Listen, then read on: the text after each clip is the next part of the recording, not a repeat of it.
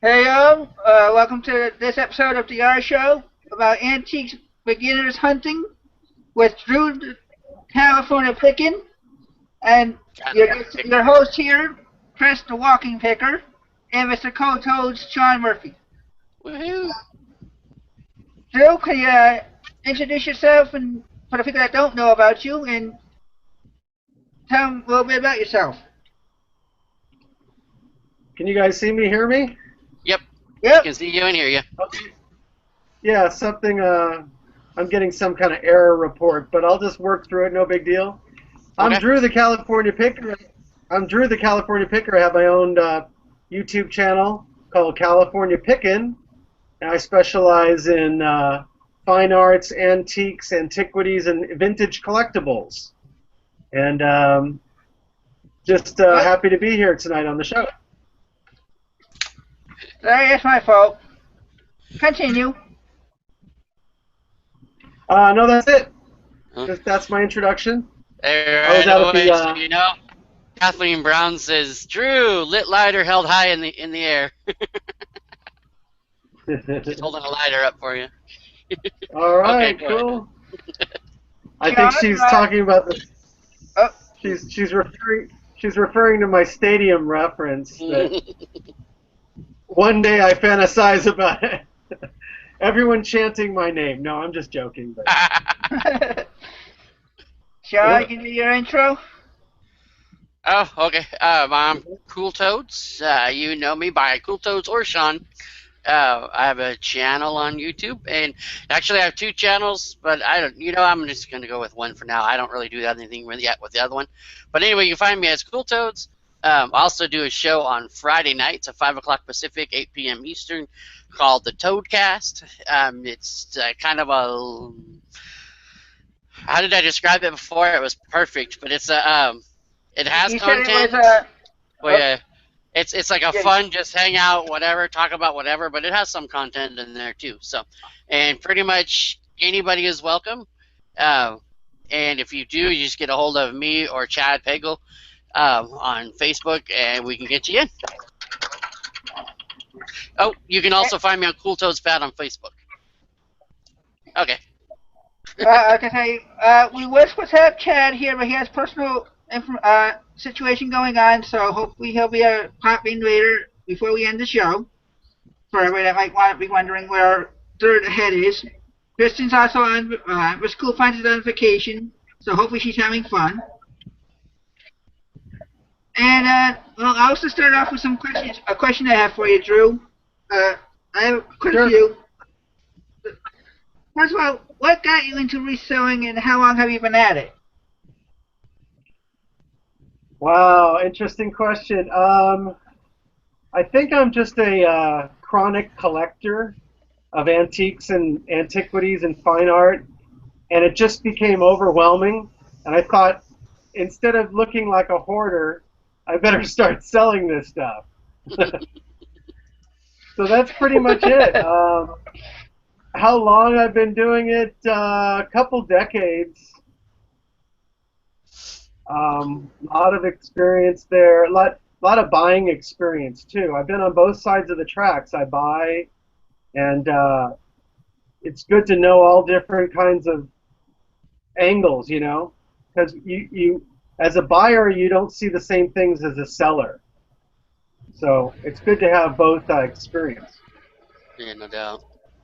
Oh, that's part of why we had you on, so you can give us the newbies some pointers in the right direction for buying and selling. Well, I would say you got to watch California Pickin. Naturally. Yeah, that's a start. Naturally, that's a good start. I mean, there's different kinds of picking. There's antique picking. There's different other kinds of picking, clothing picking, and buying and selling on Amazon and resell, whatever. To start with, I would just say start slow on some small things, but watch the videos that we're putting out, watch the Hangouts. You get all kinds of information on the Toadcast, and Golden Finger Picker and all the other guys putting out information. Just watch the channels, suck it all in, and then start slow. Just do a few items at a time, no pressure, and ask a lot of questions and hang out with the right people, I think. I agree. Yeah. And do you do this full-time or part-time? I'm a part-time, full-time picker. But you're In other also words, an artist, I'm doing this. Yeah, I'm doing this in my sleep. I'm doing this 24 hours a day in terms of my mind.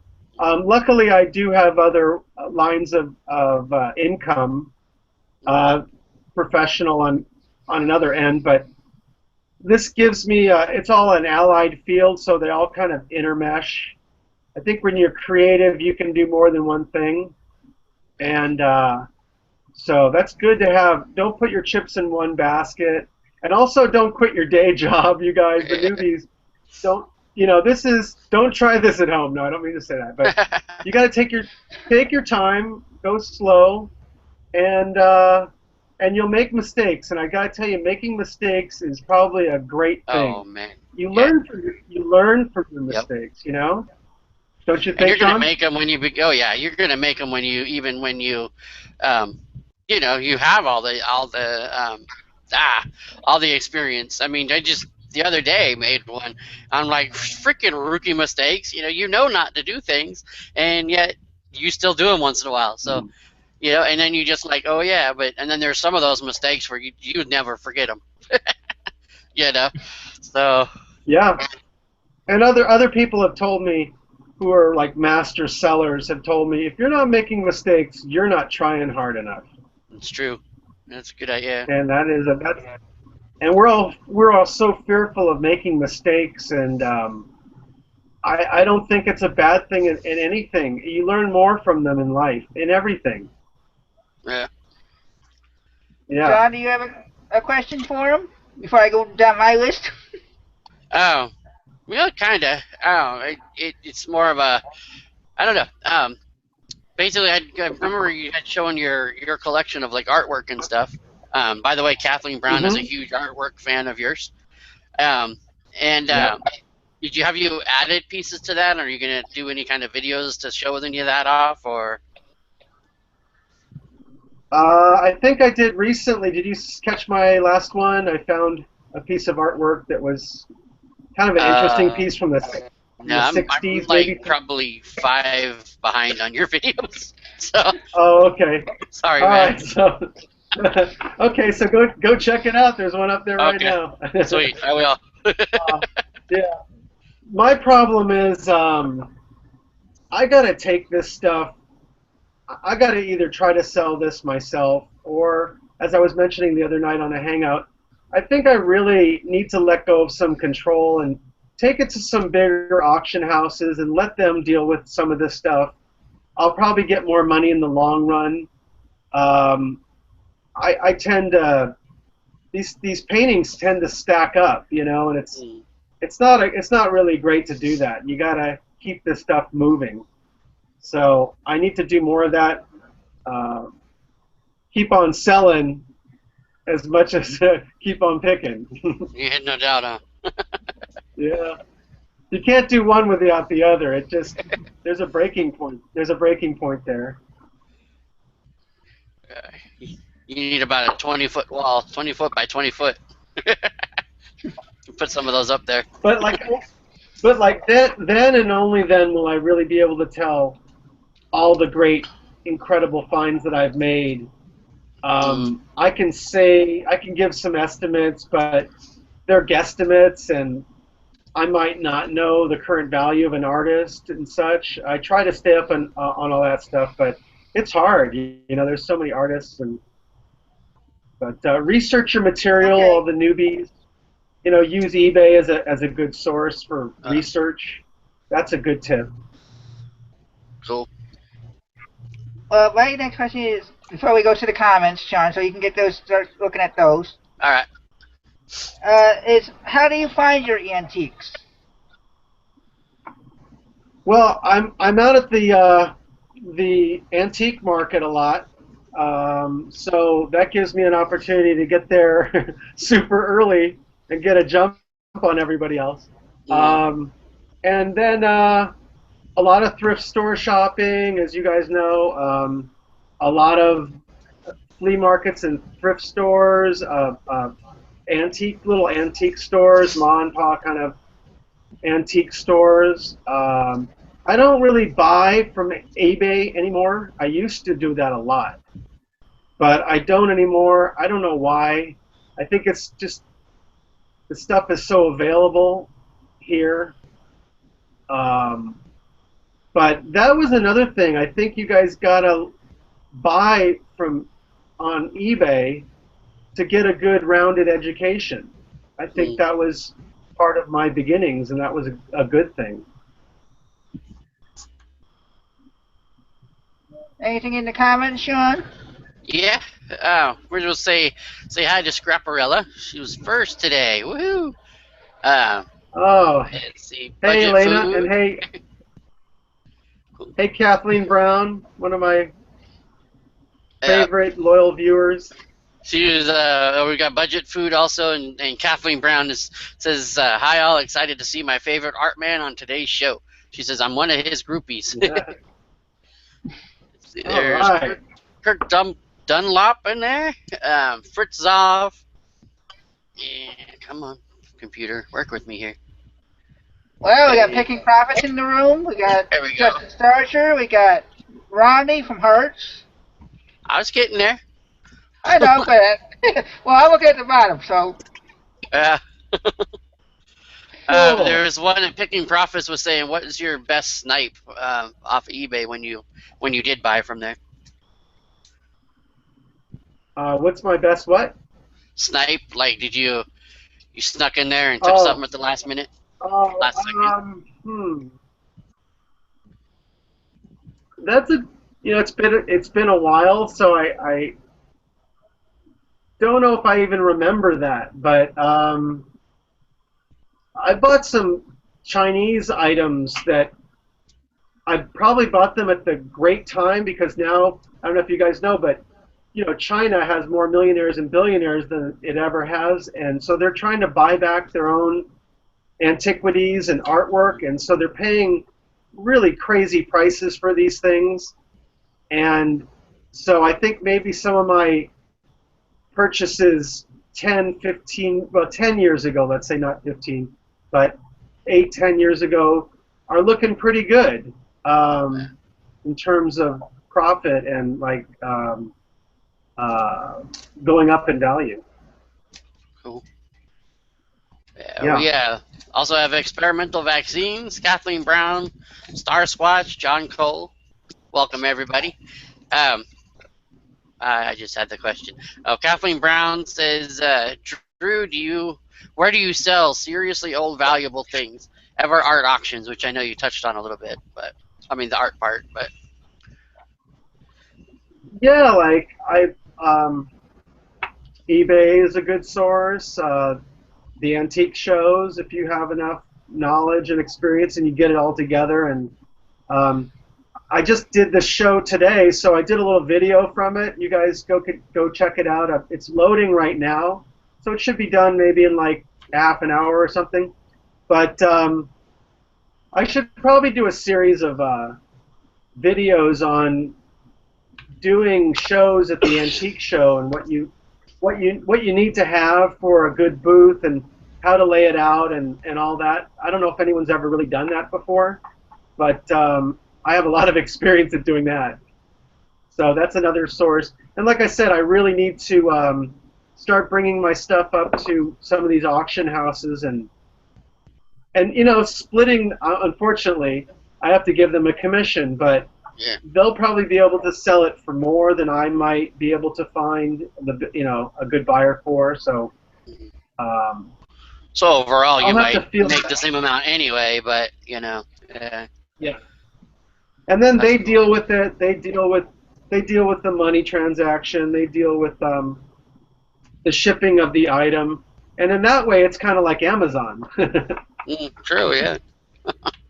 Yeah, so we'll see about that. And then, sometimes I just feel like selling it myself. Yeah. My next question But was I don't like to sell.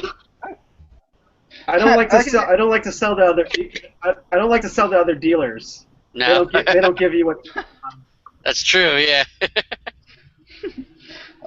What's the furthest you've gone out to get an antique? I know you said you go to the market, but I mean, have you gone out of California? Have you gone to Alaska? You No, know. no, guys. I gotta say, I'm really not a wide traveled picker.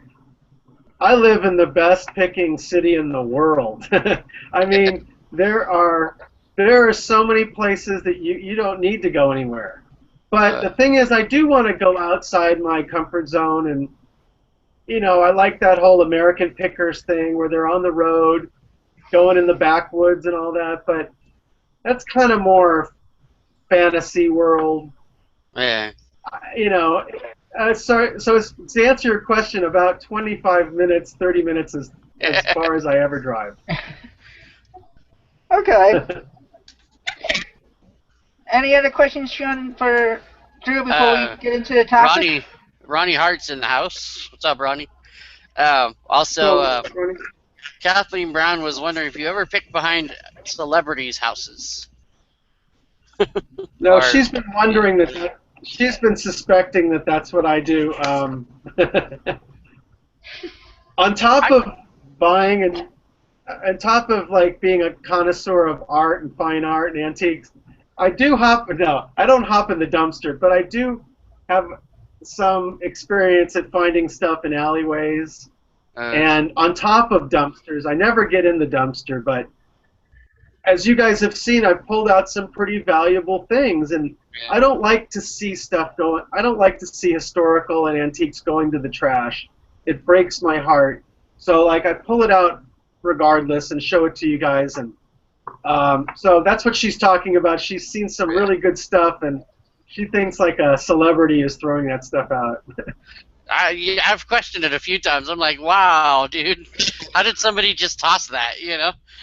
It's got to be like, It's wow. it's only like one or two dumpsters. It's not all around town.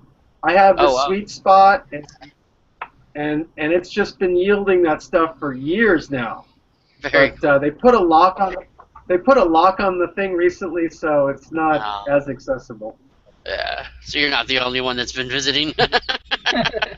Nope. Well, then based on that question, on that response, I'm going to ask you a different question I didn't have. Have you ever bought from or sold to a celebrity? Yeah, actually I have. Jennifer Garner came. Julia Roberts came in my booth. Wow. Very cool. And yeah, came in with her husband, and they bought some used Hot Wheels from me. I couldn't believe it. I was floored. This woman makes $20 million a picture, and she's buying my used Hot Wheels. And they weren't they weren't even red lines. They weren't even red lines either. But Mark Harmon comes in my booth.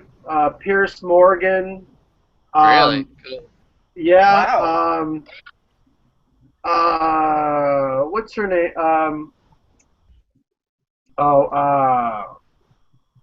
What's the gal's name? She was in that Woody Allen film. Oh gosh. Anyway, since I live in LA, we see celebrities a lot. And, so sometimes we do sell them things, Oh, I rapped to Rick Ocasek of the Cars. Oh, nice. And he was fun to talk to, and I bet. Shoot. Yeah. So you're talking to him, and I'm not acting like I know who he is, but I'm just relating to him on a, how's it going? What do you like to collect? What do you buy? Because we're at the everyday thing, And he's there with his son, also really tall son, and he's married to that supermodel Paulina Poroskova. Mm. And I'm like, Lucky yeah, dude. She was an incredible supermodel, yeah. But he told me he's producing now, and it was kind of nice that he shared that with me. And yeah. Oh, I got a good story. I don't know if I ever told this one. Maybe I did. I'm leaving. One day I'm just shopping at the Santa Monica Airport antique market, and I see a woman in the distance, and her dress is flowing in the wind, and the sun is coming, like it's just lighting her up, and I'm looking at her going from a distance going, that's a beautiful woman. I don't know who she is, but I'm going to kind of run up there and see. I don't know. But I run up there, and I get up right next to her, and it's Sofia Vergara. Oh. You know who she is. Modern. Yeah, she is quite the looker, yeah. Stunning. And she's walking with this guy. She's walking with this guy, and I turn to her and I say, so you guys didn't find anything? Because they were leaving empty-handed. And then she started, making some small talk with me, and started then looking at the things that I had bought that day. And yeah, that was a good star sighting. I was nice. Yeah. My heart was going. Yeah, my heart was going pitter patter. So, yeah, man. those are my star picking stories. Yeah, I don't know what I'd do if I ever ran into like Alyssa Milano in that situation. I'd be like, I wouldn't be able to talk. I must have a good eye, because I noticed her from 100 feet away. Oh yeah, no, definitely, yeah. Oh, to get this back on a little bit back on topic, instead of talking about celebrities all night. Boo. What constitutes as an antique? Well, officially it's supposed to be 100 years old. I think that's kind of been revised a little bit slightly. I think you can sort of say something that's 70 or 80 years old would kind of classify. Anything else might be, in a rigid description, maybe vintage. But it used to be, I think, it was always 100 years old. Okay, well, come to my next question. What was the difference between vintage and antique? Since a lot of people say, put antique in the title, or they say put vintage in the title. How do you know the difference when you're looking at something? Well, it's funny because I'm a little older now, and the things that I thought weren't vintage are now vintage. That just crossed my mind too. I'm like, man, there's things from like the 90s that are called vintage now. Oh my God. Yeah. I think, you know what, I don't really know the official cutoff line, but I would say vintage is anything more than 30, 40 years, I would say, somewhere in that category, and then if it's not quite vintage, I even use the term semi-vintage. Quasi-vintage. I like that term better. Yeah. Quasi-vintage. Yeah. So I think the difference between vintage and antique is about 30, 40 years, but that's about it.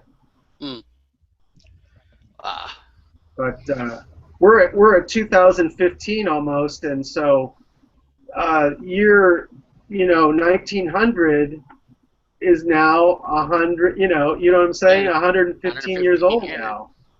Man. Yeah. Sorry, I was just glancing at the comments in the chat between Scrapro and Ronnie and Justin. Hey, Mr. Sadie123, welcome, man. It's good to see you. And Yaya, it's good to see you too. Oh, and Joseph Hare, shoot, sorry, you too. They're like really good, supporters of us now. So. Thank you all for coming.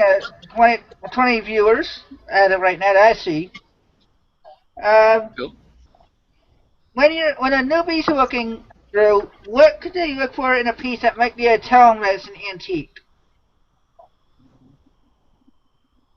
One more time on that question?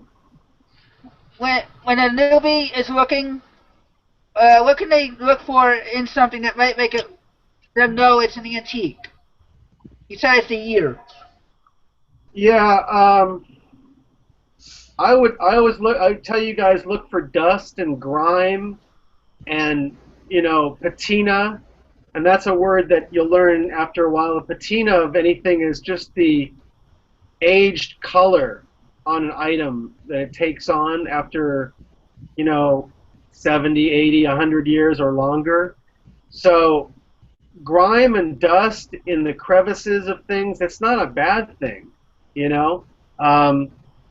Sometimes I'll see repairs on things, like repairs, and a repair is not always a bad thing either. It will lessen the value slightly, but what it tells you is that somebody thought it was valuable enough to repair. So sometimes those things are not a terrible thing. That's a difficult question to ask because there's so many different categories. You'd have to sort of ask me specific things, but in Well, I'm just general, trying to get a general question. yeah, just in general, take a magnifying glass to everything, and if it looks too new, then it probably is. Things that are too shiny, things that don't have any kind of little tiny little surface scratches on them, that's not going to be very old. And screws. On the bottom, Screws yeah. are a big telltale. Yeah, If you screws. somebody says something is 100 years old and there's a Phillips screw head in there, Right. hello, That's a good. Yeah, Sean. And rust, obviously, on things, rust is sometimes a good thing because it shows the age. And on artwork, let's say it has glass on it and it's about 80 years old, it'll have wavy glass. The glass was not made like it is today. It'll have little waves in it. And you see that by bending it toward the light and seeing the waves in the glass. I never knew that one. That's cool. It's a good thing to know. Crackle, little crackle finishes on things, little cracking. They call it crackalure or crazing. That's also not a bad thing. It's a good, honest sign of age. Yeah. That happens in oil paintings and stuff too, right? That crackling and stuff. It does. Okay. It does. That's cool. It's really, if it doesn't have it, it would be suspect. It would be. You'd have to scrutinize it more then. Gotcha. Okay. Because oil paintings and those kind of paintings, the varnish cracks. It cracks into the paint, and as I said, if I didn't see them on a 18th, 19th century painting, I would be skeptical. Okay. Cool. Anything in the comments, Sean? I was just looking. Experimental vaccines, I think, had a question earlier, and I couldn't find it. I think he was asking how to. I'll try to find that one, but otherwise, no. I think he was asking basically the same thing I did about the difference between classic and whatever. Oh, okay. Yeah, I believe that was it then. Picking Profits just has a question. Do you sell? Oh no, that was for Elena. But he did say vintage, anything that would look out of place in day-to-day life today. Covers a majority of stuff. Yeah, a lot of people haven't. Yeah, a lot of people haven't seen these items, and so that's a good point from Andrew. Yep. Okay. I have a two-part question here. Basically, it's kind of personal and business related. What's the largest item you've sold and the most expensive?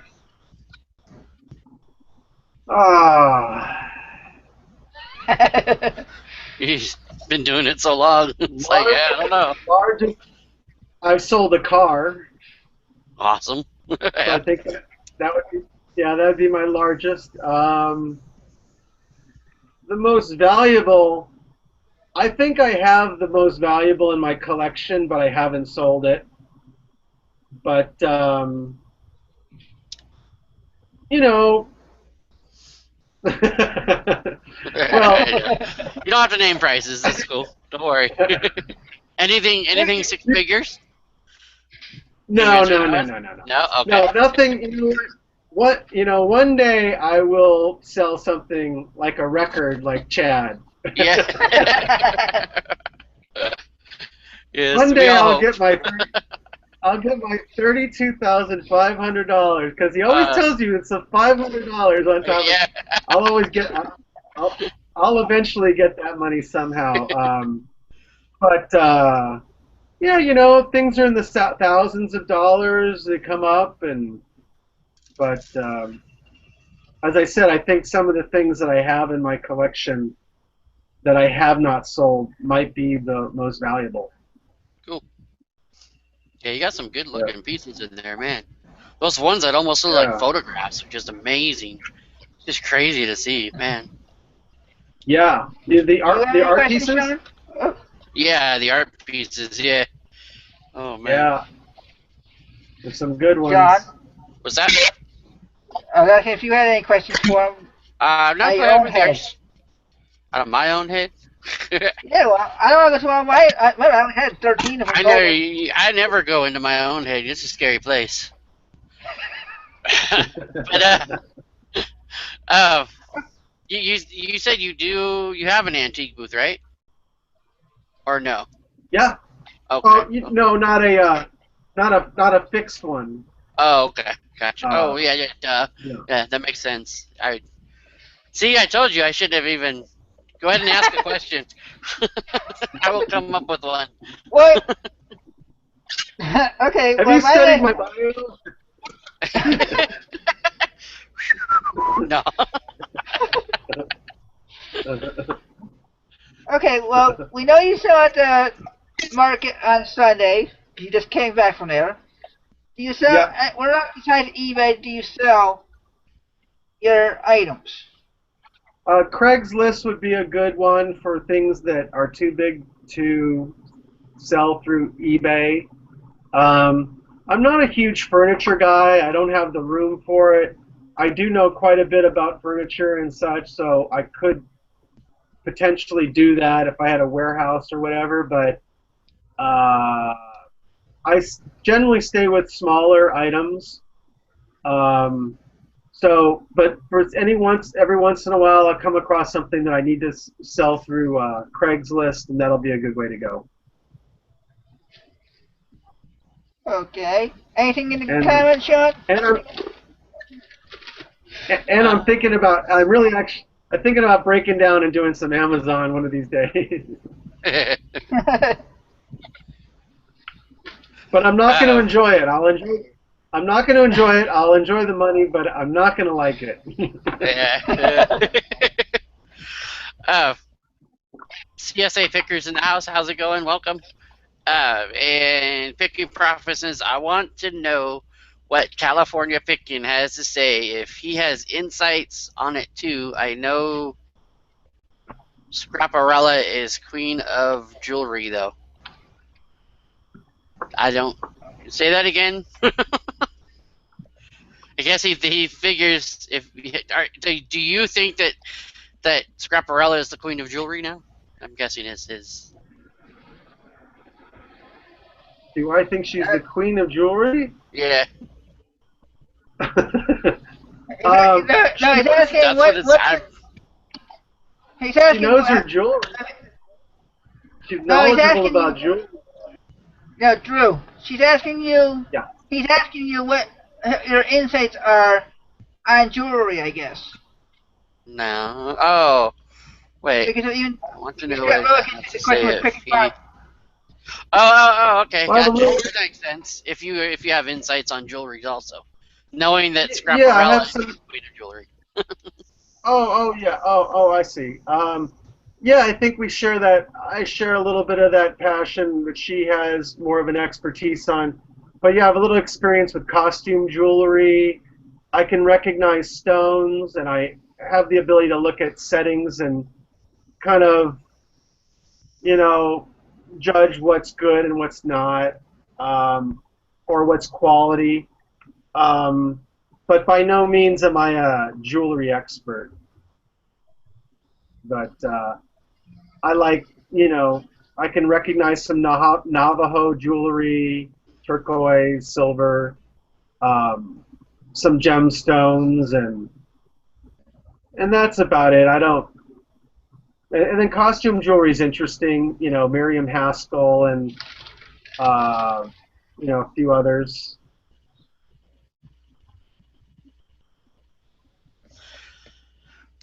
Okay. Well, Where did Sean go?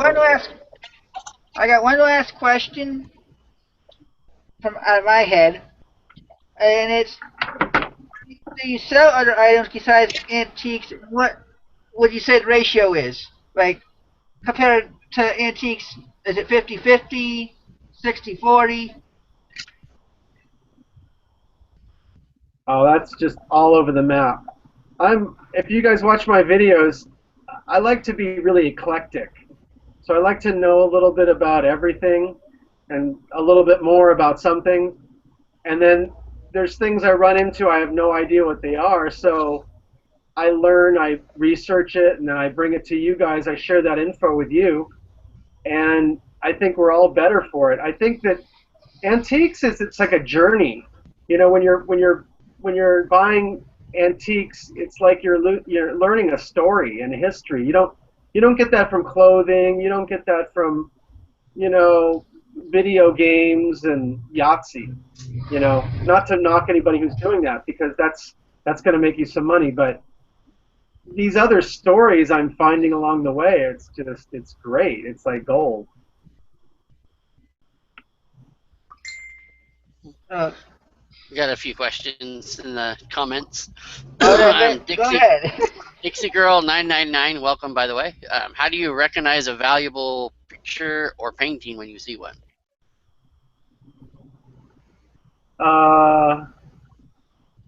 Well, I think you first have to look at what you.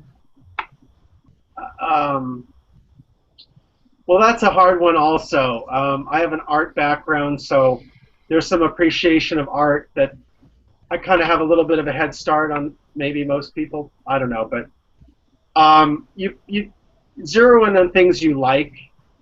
Try to buy stuff you like, and then if you get stuck with it, it's not so bad because you like it, you know. But that's a difficult question. It just takes experience and time. I can't give you a real. There's no real one answer on that. And there's probably not even 5 answers that would cover that. Hey, so just a lot of experience then, huh? A lot learning of, like, about she's each. saying, Yeah. yeah. Is she saying what makes an item good, or what makes it look antique, or what? Well, maybe what was that maybe question? how to recognize it, like if you're flipping through them at Goodwill, say, and you're looking at, you know, a 5-year-old's drawing versus a, you know, a 100-year-old painting. I would you say, can tell that, but yeah. if there's something, you know, close to the same ages, say, you know, something like that. Right. You know, I got to tell you, the frame of an item will tell you quite a lot. Sometimes the artwork is developed and produced around the same time as the frame. Other times that's not true. But if you see an older frame, and you have to recognize an older frame, so you have to learn how to recognize an older frame first, then turn the piece around.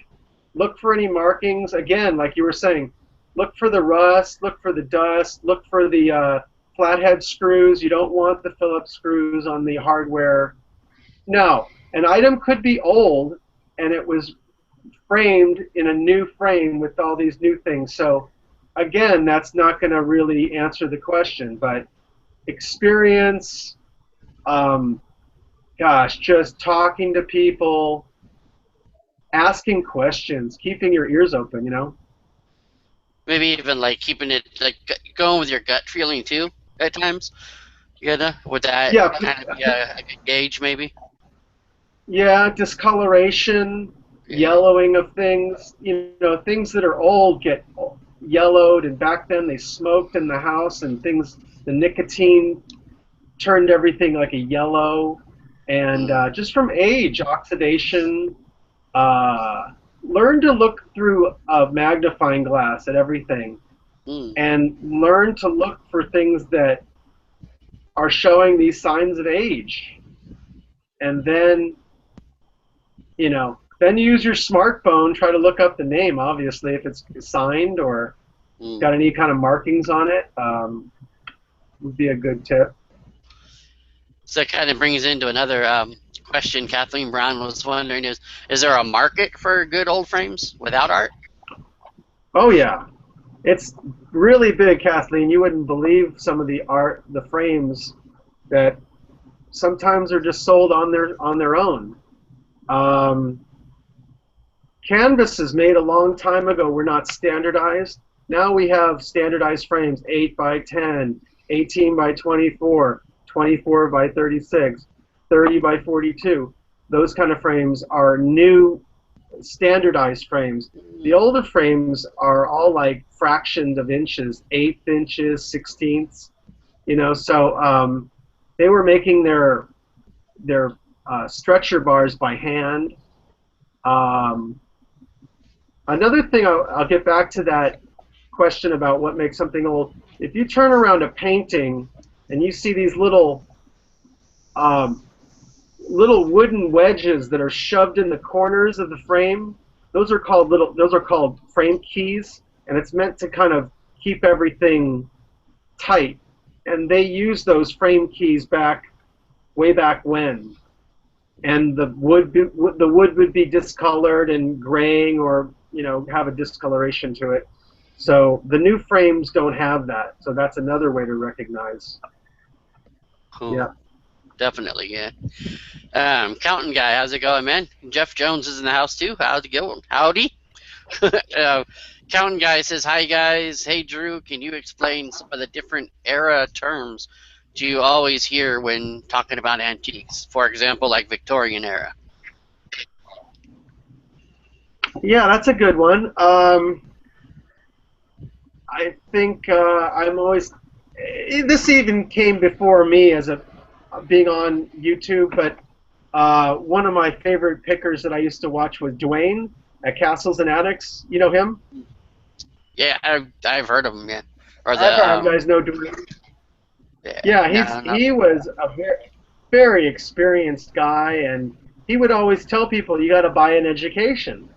And what he meant was, you have to make some mistakes, and you also have to invest in your education. So I have a pretty incredible library of physical books, reference books, antique books that sometimes go back 20, 30, 40 years, and then keeping some guides from some price guides from today is always really helpful. And so buying an education, paying your dues, going online, watching these videos, sucking it up. Watch Antique Roadshow, guys. That's all I can say, really. That's what it really comes down to. That's gonna get you up to speed. Because I love how they kind of tell you a little bit of history behind each thing too. They give you where it's from, or things like that. Yeah.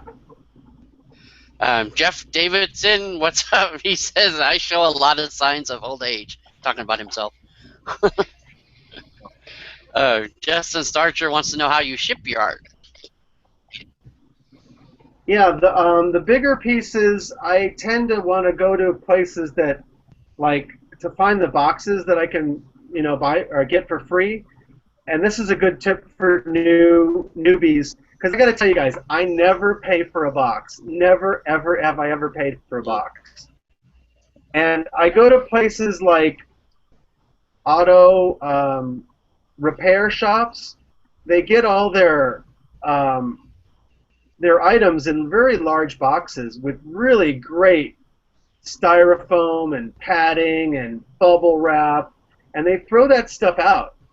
And I'm there to pick it up when I can, and so that's a good tip, is good big boxes from those places. And sometimes you have to, I got to tell you, sometimes you have to be able to make your own box. Yeah. And I'm pretty good at that, cutting down a bigger box to fit a smaller item. And what I would do with a painting is I would try to wrap it in some cardboard first and maybe some styrofoam under there, and then I would kind of double wrap it and put it in you know, another outer wrapper of cardboard and seal all the edges real good, and yeah, and hope that it makes the trip. Be aware that shipping glass is kind of dangerous. That's always a danger. Mm. So. Did we touch on any of the terms like vintage, or I mean like No, Victorian? we I didn't. totally missed that. Yeah, I Yeah, forgot sorry. that. Yeah, sorry about that. I know you asked it.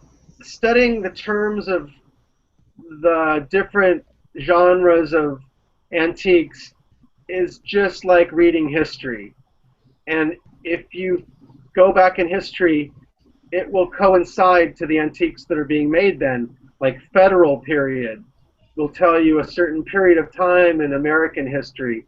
Art Nouveau, Art Deco. I mean, I can name them in order if you want, but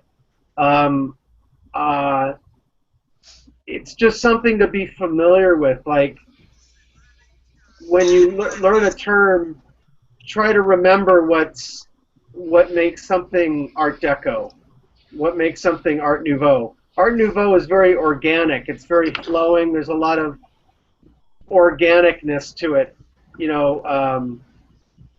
Curves and curved lines. In Art Deco, everything's like straight and then curved and then straight and then stepped, and that's sort of how you can tell Art Deco. Victorian is really frilly and like busy and embellished. So when you kind of get all the periods of time in your history lesson, the antiques and art that come out of that period will kind of make more sense to you, if that makes sense.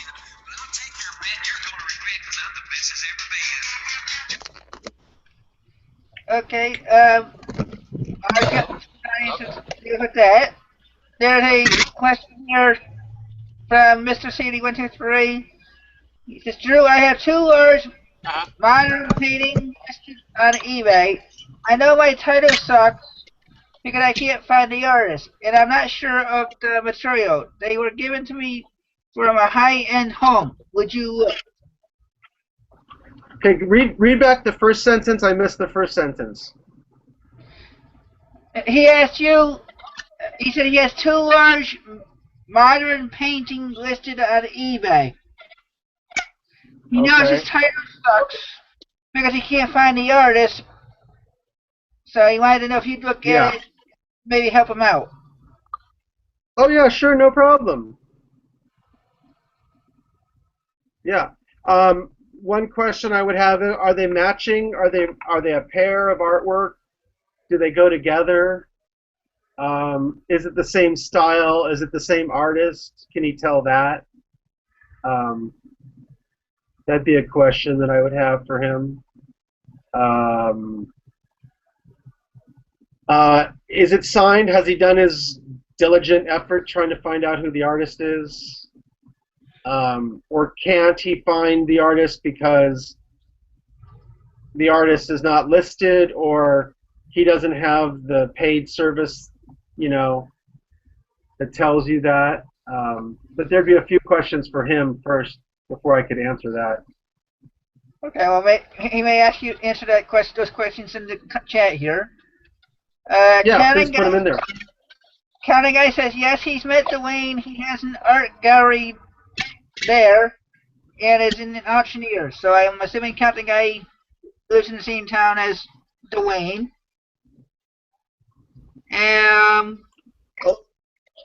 What did he say about Dwayne? He said he's met Dwayne, and that Dwayne has an art gallery there and is an auctioneer. Right. Yeah, I gotta say, I miss Dwayne. His videos, they were so good. I wanted him to come back. Hopefully, he's maybe watching this. I don't know, but he's emailed me a couple times. We have some common interests, and he's like, he's like an inspiration. He got me doing this kind of thing online. So him and Troy, Redneck Picker, and Will Terminal 99 would be the first ones I ever watched. Yeah, I'm actually thinking about trying to get Troy on here, but I don't know. I haven't reached out yet. Well, like I said, I think Troy kind of also stopped making videos, and Dwayne has also stopped making videos. I don't know why, but I wouldn't know. what? Let me ask you this: what state is this guy in, or? I wouldn't know. Calvin, guy, can you answer that question? Where you are, so we know. And Mr. Sadie 123 says yes. A pair and the same artist is signed. In regards to his paintings. Okay. Did he try to look up the artist, or there's nothing on him, or what? That part he didn't answer yet. Oh, okay. And Jeff Jones says he used to advertise that he recycled packing supplies and would have people drop the stuff off at his shop. Yep. Yeah, packing supplies. Yeah, he said he used to have people drop them off at his shop. He would advertise that he would recycle them. Oh yeah, yeah. There's a good service. I've never really used it, but isn't there like a free source or whatever? It's free something where people put up their free stuff and you can go over there and pick it up It's called Freecycle. Yeah, that's a cool service, don't you think? Well, it depends. Except if you try getting something else for free and you actually know you can sell it for money, there's a rule you can't sell it. Even after you get it. So if you get something, say you got something and you use it for a week, and then you don't want it anymore for whatever reason, you gotta give it away for free, or you can't. Nobody can find out you sold it. Yeah, who's checking that? I don't know, but I mean that's one of the rules. That's why I maybe it's like, you know what? I think it's a pay it forward kind of thing. Paying it forward, it's a good deed. Yeah. I mean, I think that's a good thing. I think if you need an air conditioner or refrigerator or something that somebody's throwing away and you can make use of it, that's cool. Maybe not to resell, but yeah, people are giving away packing material, and like I said, I would never pay for packing material, guys. Go to these places, go to their dumpsters, find out the good dumpsters that have the boxes, the clean boxes. And another thing is try to find boxes with not a lot of writing on them, because the post office makes you cross off all the writing, so it's not confusing of where the box is going or whatever. So try to find the boxes that are the least amount of writing, and if it has writing on it, just cross it off with a big thick marker. Okay, Mr. Sadie responded saying they are both signed Sadie ABC 123 on eBay. Can't find anything on Google. This is from Mr. Sadie, and they're signed Sadie? Yeah. Sadie ABC 123. Unless he's trying to give you the store. That might be his store. Sadie ABC 123 on eBay. His store. He wants me to look at them. Oh, okay. Yep. And Counting Guy Dwayne is in Carmel, Indiana. Oh, gotcha. Well, that's in Chad's old neighborhood or old neck of the woods, Indiana, right? Yep. Yep. Cool, man. I would love to have lunch with old Dwayne. He's cool, and like you said, he's an auctioneer, and I think he just probably got too busy with his business, and YouTube is a little hard to get to. Oh, I have a question. I'm going to ask you the question. In general, would you say antiques is something for some newbie to get into right away, or wait, work their way up to? Mm, I think it's all individual. It's like if antiques attract you, if you like antiques. Like who said it the other day? I can't remember who said it, but I think it was Will. No, it was Will. The other day on a hangout, Will Terminal 99 said, "If you don't like antiques, then don't buy antiques. Like if you don't like have a passion for it, you're probably not going to be that good at it." I'd have to back that statement up. I'd have to say you have to have passion for things. Um, uh, is it a good thing to get into in the beginning? Yeah, I think so. I think you got to cut your teeth on something. So, vintage collectible, antique collectible. I think being an eclectic picker is the way to go. Um, I see these guys. Here's an example. Today, at the antique show, there was a new vendor that was selling rugs, Persian rugs, Oriental rugs, and by 12 o'clock, he started packing up. And we're supposed to be out there till like 2:30, right? Mm. This guy's throwing in the towel, and nobody's buying rugs. But if he had other items in his booth, he would probably be able to survive and stay there. But he didn't, and he left. And that's an example of somebody who's so niched that they don't get any business at all. There's a guy across from me. All he sells is art. But I sell art and I sell everything else. So if my art isn't selling, my other stuff is selling, and my other stuff is selling, my art is selling. So that's my philosophy. Be eclectic, know a little bit about everything, and buy some clothes, CDs, DVDs, books. Yeah, that's true. Because sometimes people don't realize, hey, I was looking for that art piece, or opposite, they're looking at art piece. Hey, I didn't know I wanted that piece of glass or whatever, That's right. And I was saying to somebody today, at the show that I do, I gotta say that there's really not that many hardcore collectors. There's a lot of people that just run upon things and decide they like it. And there's some dealers out there and some shoppers, but there's not a lot of hardcore collectors that come to you every week and will buy your things every time. I think that's more of a Rose Bowl thing. I don't know, you guys know about the Rose Bowl. It's the largest flea market, I think, on the West Coast. Yeah, I really enjoyed those videos you did with that. That was cool. Oh, yeah. Almost 2 years ago, I think, thanks. man. It's been a long time. Yeah. Yeah, those were cool, huh? Mm-hmm. So, yeah, I'd say just go for it, like you were saying. Now, if you're I've heard from other pickers that they're not in areas where they can find a lot of good stuff, so they're like more forced to buy stuff that's newer, and that's maybe what you have to do as well. Okay, let's see. Hey, anything else in? Sasquatch says, Drew, do you mess around with stereoscope cards at all? And if so, which ones are worth picking up?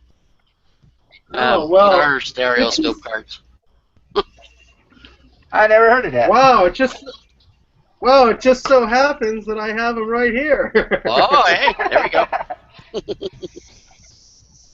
Let's see. I was showing this the other night.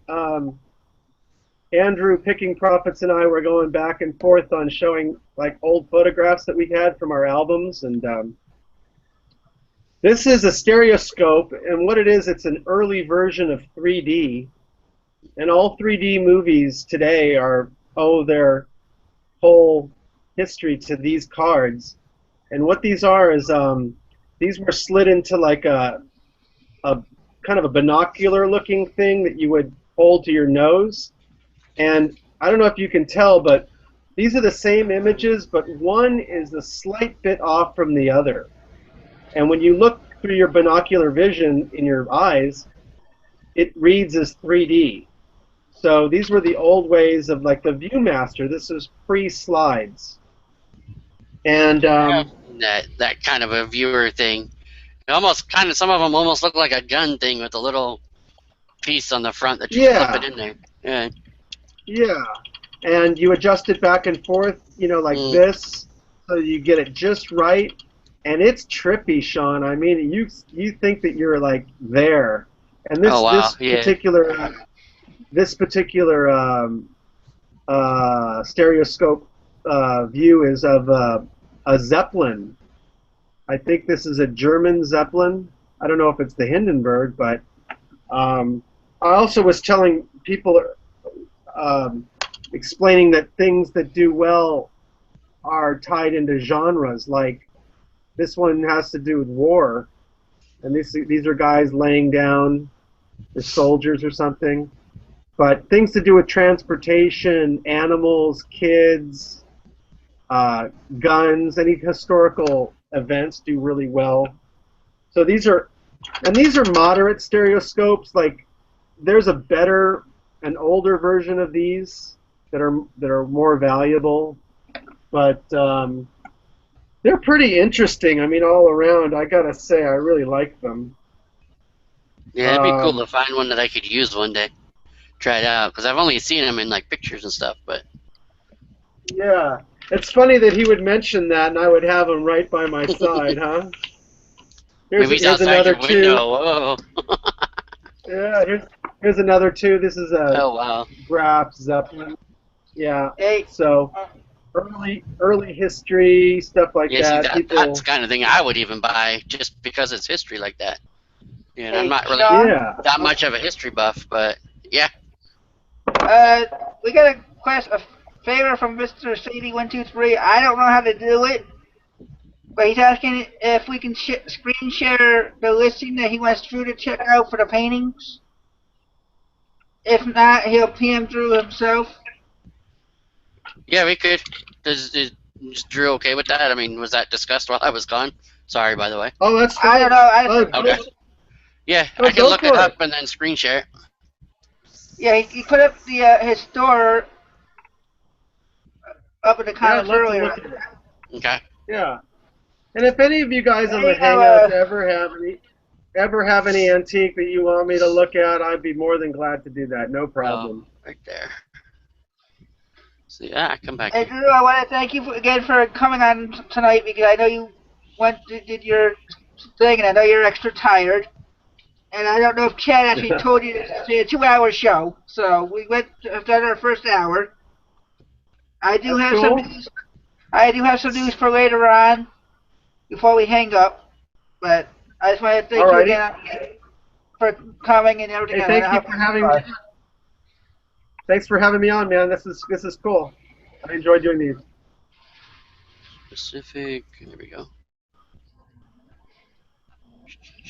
And thanks to all the viewers out there, all the pickers. Well, there's a lot of loyal viewers, so they show up in all the other things.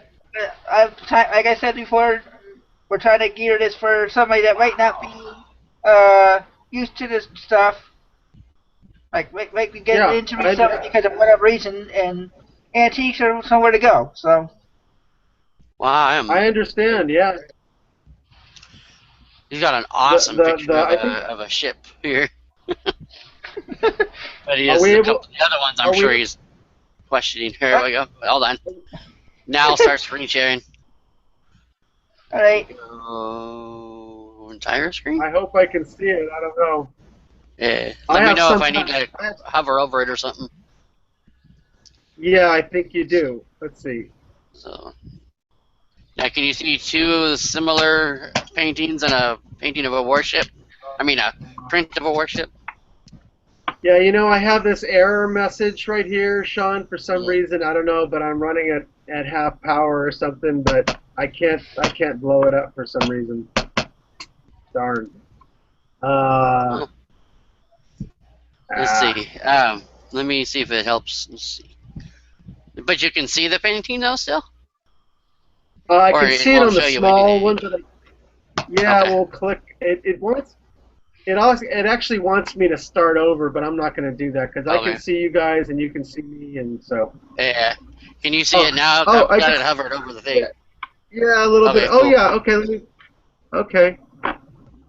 Yeah. Can you move it around a little bit? Yeah. And that's the closest I can get to the name down there on the bottom. Yeah, it looks like 50s, 60s, 70s. You know, just from what I see, I don't think it's any older than the 50s. Let's see if you. Oh, here we go. There's the Yeah. name. And what does he have? What price does he have on it? 152.10. It's on sale right now. Was 169. Why the weird number? Well, the 152.10 because he took 10% off, but. Right, but the original 169, what is that based on? I never use that. What I got, guys, what I usually do, I love the 34.99, 59.99, you know, or just the, 125, 75, round numbers, you know. I mean, Yeah. I don't know about 69. You can that's see a the little back odd. of it right here. Yeah. It's definitely some type of vintage, kind of groovy painting of those two girls or whatever they are. There's a site called Find Art or Ask Art, and sometimes you can find free appraisals from them. So I would start with that: Ask Art, Find Art, Art Find. Check out those sites. Some will require you to join and be a member. What about his title? Because there's something maybe he can change in there. Okay, read the title to me because I can't read it. It says signed, framed, risque, original portrait, modernism, reseller, 32-inch tall by 26-inch wide. Take the commas out of there. I know that one is a big thing I keep being told and heard. So there's If you do have yeah. Oh, well, that's interesting. What I thought was, and you guys can tell me if I'm wrong, I thought if you put a space and then you put a comma, you're safe. But am I wrong? I don't know. No, I didn't hear that one. I just heard that any marks or like commas or slashes and stuff like that isn't a good thing. But I'd like to know all your. That would be good to know for sure. Yeah. Let's see if any of the viewers know that. I'm sure there's somebody out there that knows. If you put a space in between the word and the comma, will it pick up the comma and make it harder for your keyword search or not? He put the word reseller in there. I don't know why he put that in there. Yeah, reseller, and then the Yeah, I take the word reseller out, and I would use I liked using expletives. Fantastic, great, awesome, brilliant. Any kind of gorgeous, any kind of expletive is always kind of good in the beginning, or in a descriptive way. So save those words, like take out that reseller and save the letters for something, that excites the people, that gets them excited. Yeah. Or save it for something that the buyer might be searching for, like another keyword. Everything else he put in there was fine. Just take out the word reseller and maybe give it an expletive: great, fantastic, brilliant, awesome, lovely, gorgeous, stupendous. Now here he has what the medium is, oil or acrylic. Should that be found to be like exact? Are people that picky about whether it's oil or acrylic? If it's, I'm not going to say newer, but not like antique, or well, obviously if it's antique, it's going to be oil. But yeah, I mean, I don't know the exact date, but acrylic probably rolled around right in the this, I'm just guessing, but the 60s or something like that, 50s. I don't know. I don't know, but older paintings will be in oil, and newer paintings will be mixed, and sometimes they are acrylic. So Okay. Well, we have a that's a comment difficult. here. Oh, Mm. I was gonna say we have a comment here. Jeff Jones says doesn't look like an original. It looks like a GICLEE print. Mm. So I wouldn't know the art term. So I thought. Is this an original piece of artwork? Is that what we're talking about? We're not talking about a print. Well, we don't know. That's why we're deciding to help out Mr. Sadie, and Doesn't look like a print. Can you see it clear enough? I mean, it looks I don't know how to describe it.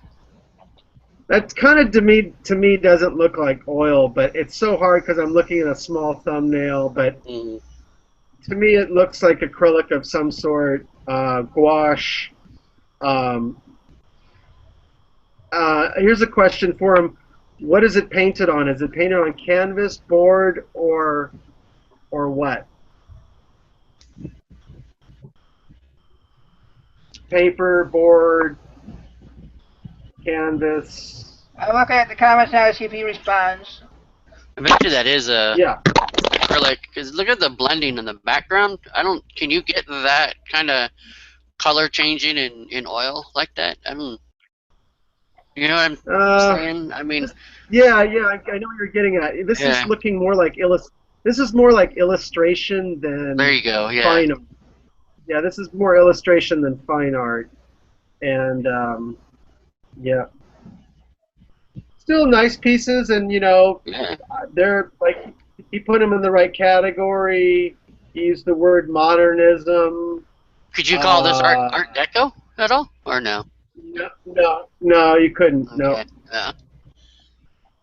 Yeah, mid-century is always a good term to use. Mid-century. Oh, maybe that's more Now, what when I you was say thinking. Yeah. when you say like you could say something's mid-century, but it doesn't always mean that it's mid-century modern. So there's two 40s, 50s, 60s, or 40s and 50s, and then there's mid-century modern, which is pushing the bounds of modern for that time. Okay. So those are two terms. So I like using mid-century, and when you know it's mid-century modern, put that in there too. Mid-century mod. That's a good keyword. Man, I know we're not talking about this, but this ship is awesome. Yeah. What is that? Man. It's the USS Baltimore. It's a print. Oh. Yeah, let's see. It's Will Bridges, 1993. 37 of 600. Wow. And a lot of these questions you guys are asking me, you could actually Google these questions and get them from several different sources. So all these questions you've asked me, it's cool that I've answered, but go ahead and do some research. And as I said, the internet is just a wealth of knowledge. It's all there. How to recognize an old painting, how to recognize Art Deco, how to recognize art. All these questions. Start with the Google since it's so powerful. Yeah, so powerful. Okay, Sasquatch has a question for you, Drew. How often do you use the word antique in the title? Is using it a waste of letters? I've got a bunch of postcards listed, and I've got it in every title. They are all 100 plus years old for your information. Yeah, I would use antique. Whenever it's an antique, I would definitely use antique. So not a waste of letters, in my opinion. I think you have enough room to describe what you're talking about, and by all means, if you know it's 80 to 100 years, go ahead and use it.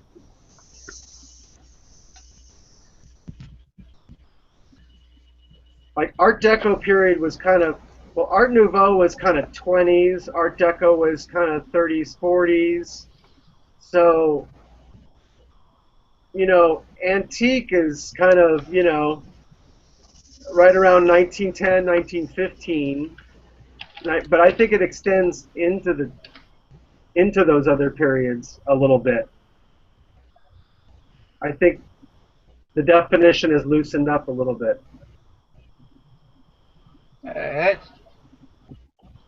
Sasquatch was wondering about the commas and slashes. According to what I've been told and stuff, with commas and slashes and some of the other marks in there, it somehow makes Cassini not search. Well, it like says that's not the word, or things like that. It skips it. I don't honestly. I haven't really noticed any difference, honestly, but I just haven't really put them in there anyway, even before.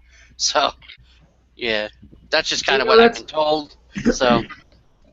It's so funny because really important eBay people, by the way, not just everybody.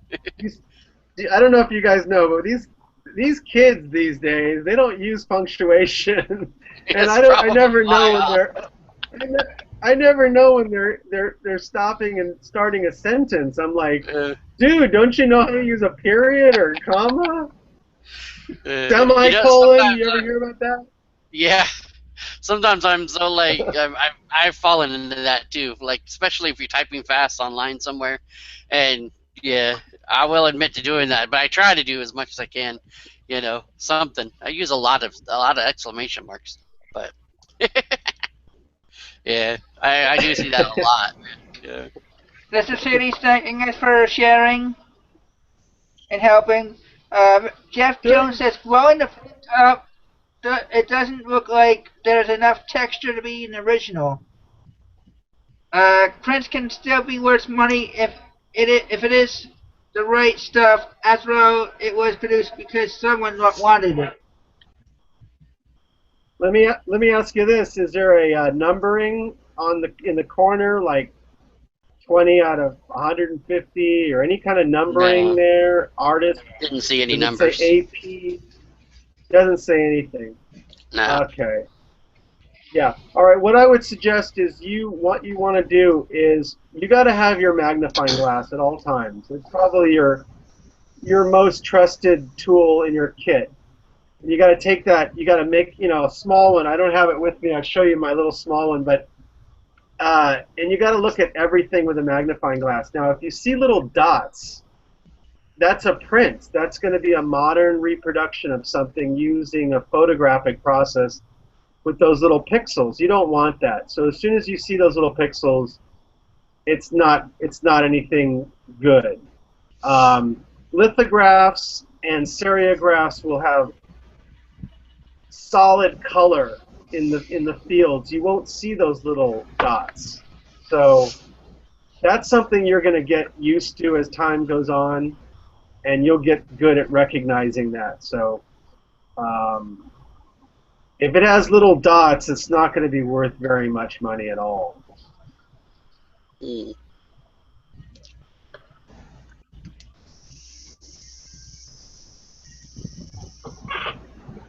Alright, Mr. City says, you are probably right, Cool Toads. I've had 45 views on those paintings in 6 months. Oh, man. Yeah, I don't... Yeah, I mean, don't write that in stone, but I don't know. That's just from, high up eBay trainers that people would know, So... Well, this is good information. I consider myself been around the block, and if I'm using these commas wrong, I want to get them out of there, because I always thought that you could put a comma, a space, and then a comma, and the Cassini would pick it up as a separate word. But I could be wrong. That does make sense, though. Yeah. Is there anybody out there that can tell me if what I'm doing is correct, or does that not fool anybody? Yeah. And Drew, another suggestion. Yeah. I know you've got more experience than I do, by a lot. From what I've heard, I'm sure Sean's heard this too. Using the words "great" and this and that are not keywords that buyers are going to be searching for. So putting it in your title may not be so wise, but you can put it in your description itself. Yeah, that might be a good point. He might have a good. This person might have a good point. Is it a female or a male? Well, I've heard it from different people all over. I've heard it from females and males. Oh, okay. I thought it was coming from one person. Yeah, I can see that. I could see that, and you know what?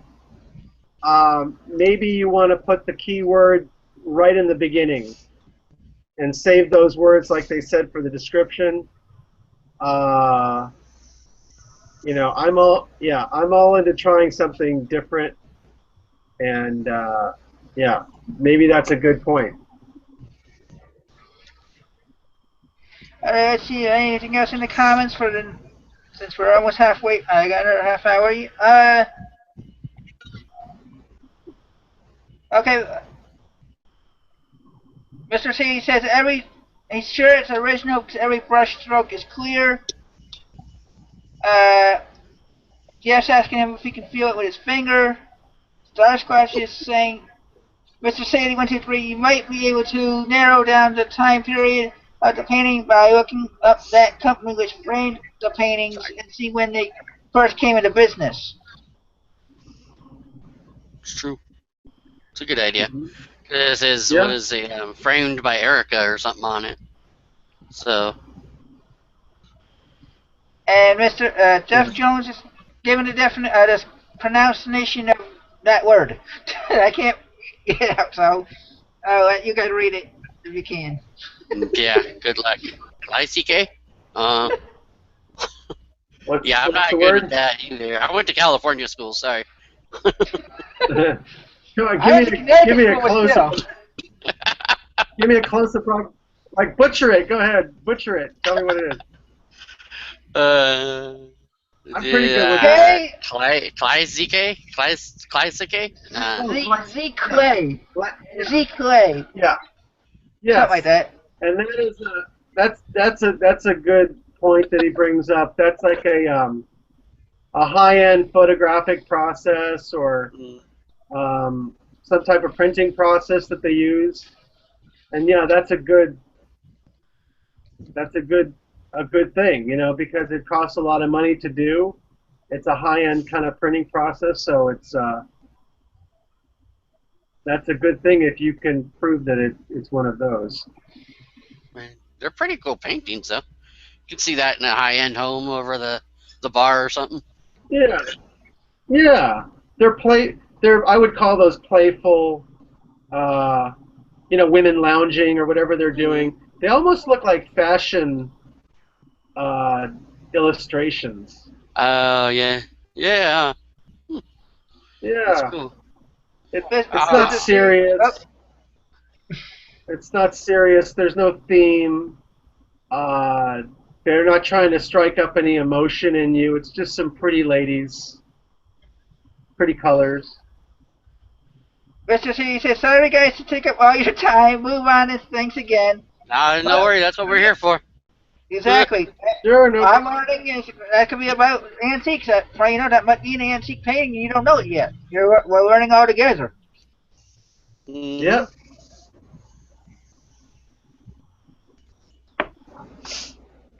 And Jeff Jones says it's a printed process. I'd go with that better. Can we just say printed process instead of that other word? Yeah.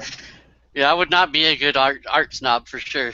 Not that you are, but I mean, I would not be able to be like, well, it's like a French red term, law, It's a French term, glacier or whatever. Nah, the only French I know is French fries and French toast. So.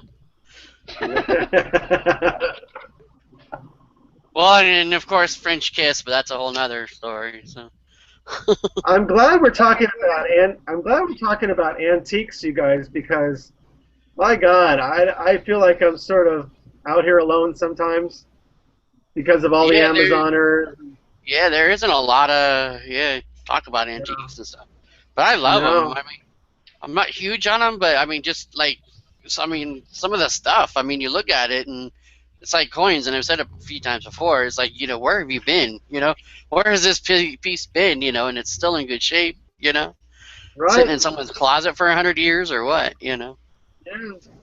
You're not gonna remember a Pendleton shirt or a Yahtzee game, but you're gonna remember something that you've had, that you've owned and cherished and researched, and it has history to it. It's got mojo. The other stuff, I gotta tell you guys, I mean, things that are after 1979 don't really interest me that much. Well, I don't know. There's some cool toys out there from the 80s, so. Yeah. That wasn't my period of growing up in terms of being a kid. But, yeah. Hey, Sean. But yeah. Like, look what happened to Beanie Babies. I was going to read Jeff Jones' comment, but I think Sean can see it anyway. Oh, yeah, I can look. Gee, now I'm a snob. Whoops, sorry, dude. Not quite what I meant, but yeah. And Andrew, we'll have one maybe in a couple of months. I don't want to say next month because I have a couple of things lining up for next month. We'll have an episode of books so you can come on and talk for 2 hours. Yeah, he could fill that 2 hours, that's for sure. Sasquatch, these aren't the droids that you're looking for. You got any Sasquatch over there, Starsquatch? Yeah. He said he got Empire State Crack. That's 1980. I'm a big Sasquatch fan. If anyone doesn't know that. Man, yeah. Sometimes it'd be cool to know if he really exists, but then sometimes it's like, dude, just leave him alone. Let the myth, live on. Shoot. Well, I think I have a strange. Like I said, if it does live on, you'll know it if I was going to get killed when they're trying to do a videotape of it. Yeah, true. Piss them off enough.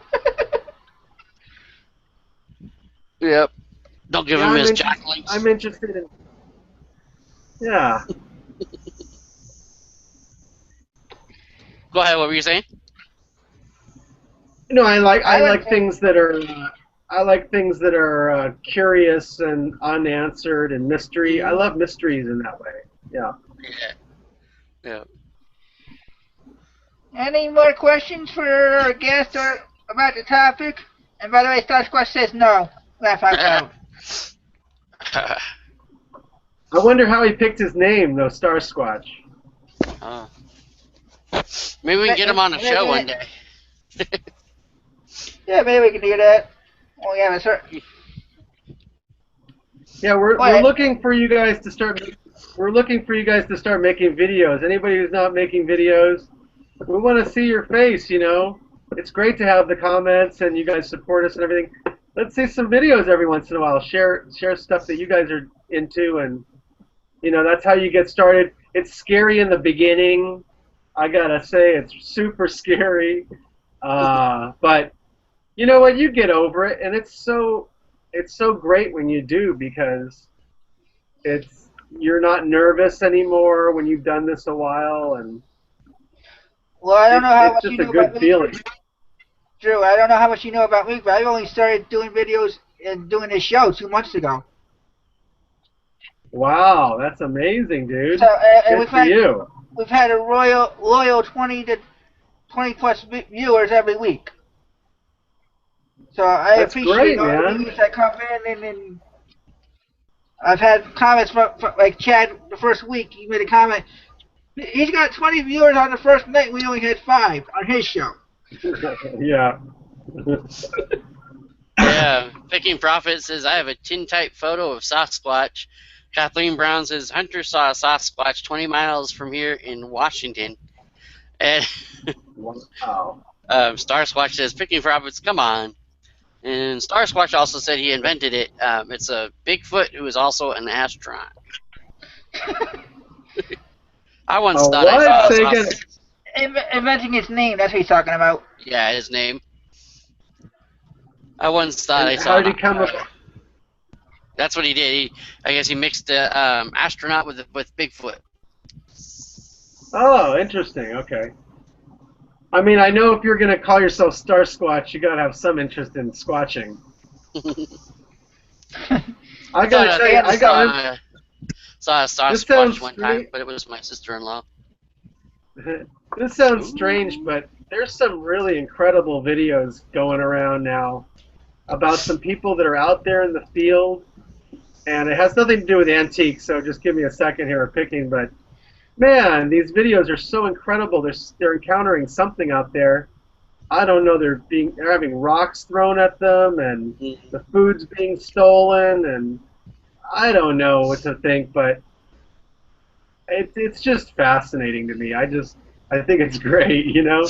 Yeah, yeah. I watch them once in a while. It's kind of like, I mean, there's a few of them that it's like, dude, wait, is that, what else could it have been, And then there's some of them, it's like, Yeah. well, that could have been a bear, or that could have been somebody sneaking into camp, but Yeah. it's those few that stick out, and you're like, wow, Yeah. Hey, Drew. So I'm not off my rocker. I have complete, charge of my facilities, but either that or I need to put on a straight jacket too. So one way or another. Well, I can ask you, in what part of what areas of the country do you think would be good for finding antiques? Indiana and the East Coast, and obviously LA area. Sorry. Yeah, I know I'm not Drew, but any city, you're right. You can answer. Any big city. I think you're going to get more older antiques back east, and if you go to Europe, you're going to get even older antiques. Oh man, yeah. West Coast, you'll get the residual. I know Chad has mentioned several times that people do go down to Florida to retire and pass away, and their stuff kind of lingers about in Florida. So I was thinking about, like, this is my area. I'm in southern Colorado, so I didn't know if maybe the Southwest has much antiques unless you're talking about Mexican antiques or Native American. Yeah. Native American's pretty cool stuff. I like a lot of their stuff. I mean, typically you'll find more refined antiques on the coasts, and then inland they'll be more simplified and more primitive and more utilitarian, less embellishment and more functionality.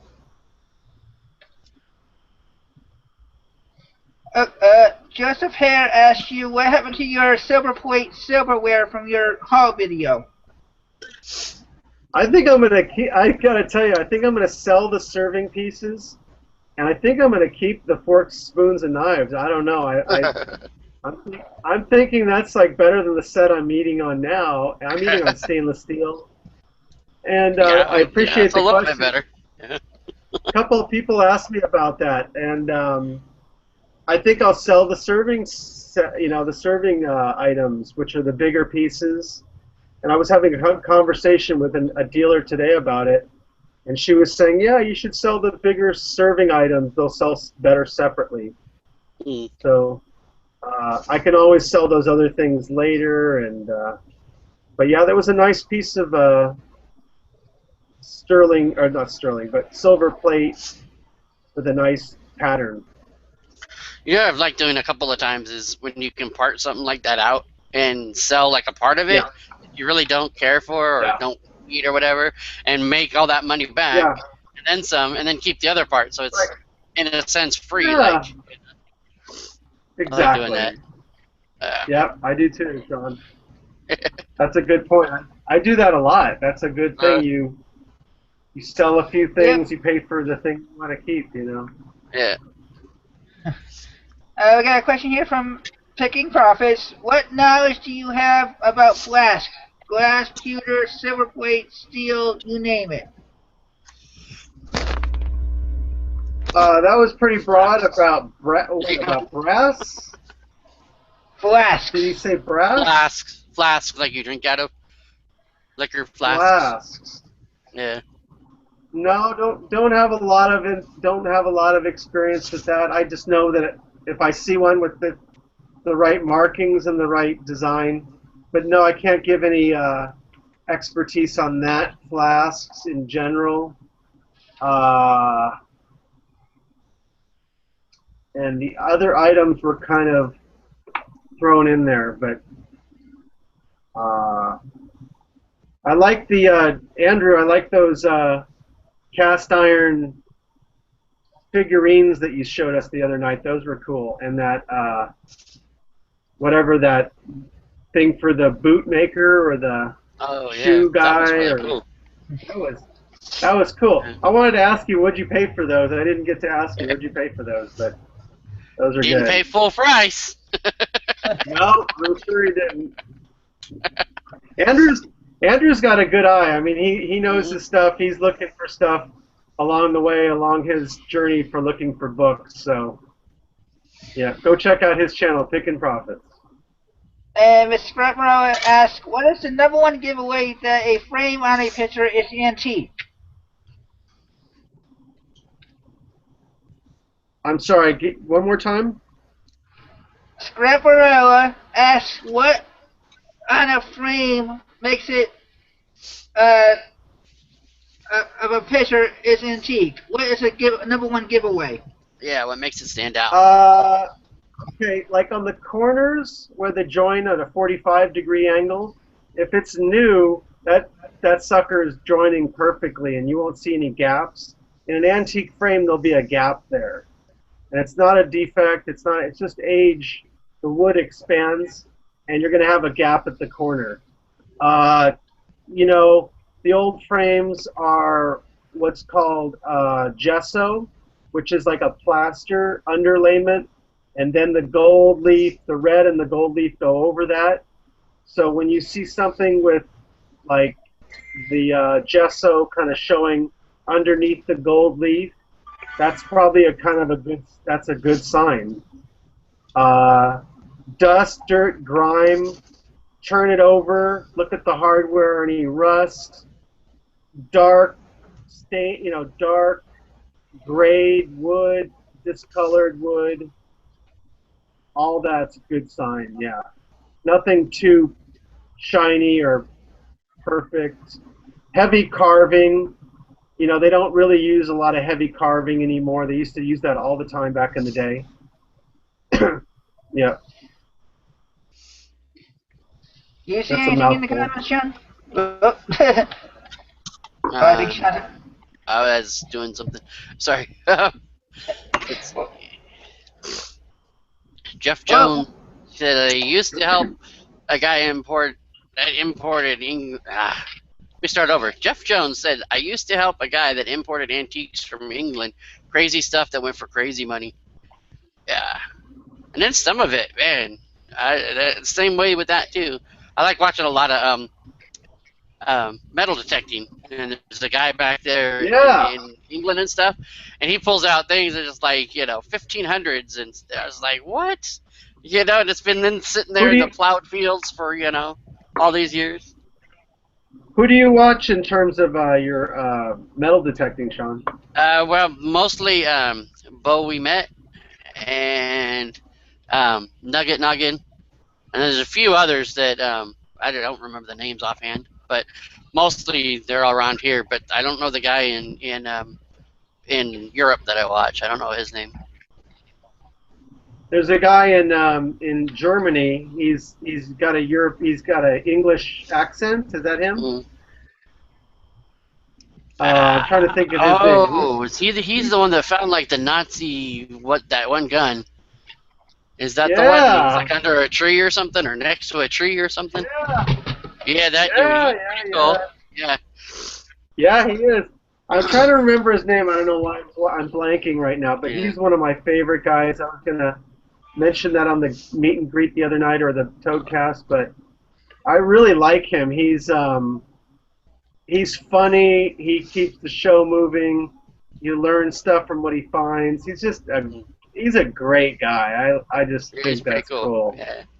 Yeah. And how about those gold? You ever watch gold, any kind of gold panning or Yeah, I gold watched the hunting? dredging, gold dredging ones, and Yeah. a little bit of panning. Panning, I don't have patience to sit and watch, but I mean, unless they're doing the tailings or whatever. But yeah, Right. Oh, Deep I got Digger some good. Dan. Oh, Deep I Digger got some Dan is good one news I for everybody. watch. Oh, sorry, Sean. Sorry, go ahead. Well, Mr. Chad Pago has asked for the link, so he's going to be making an appearance in the last 20 minutes. Or Cool. unless you're okay to do a little longer, Drew. Cool. Let's go on. I'm down. If you guys are. You okay with that, Sean? Yeah, that's fine. Well, okay, I know Chad really wanted to come in here, and I'm sure he may have some good questions for you, and I wanted to get him. Cool. Yeah. Chad's the man. Oh, I think I sent him the wrong link. Hold on. Sean, why don't you try? Alright, I'll send it to him. He says it says he's the first one there, which doesn't make sense. Wow, why is it not? I copy and paste it right from our title here. Oh, while he's doing that, I'll see if there's any more comments in the.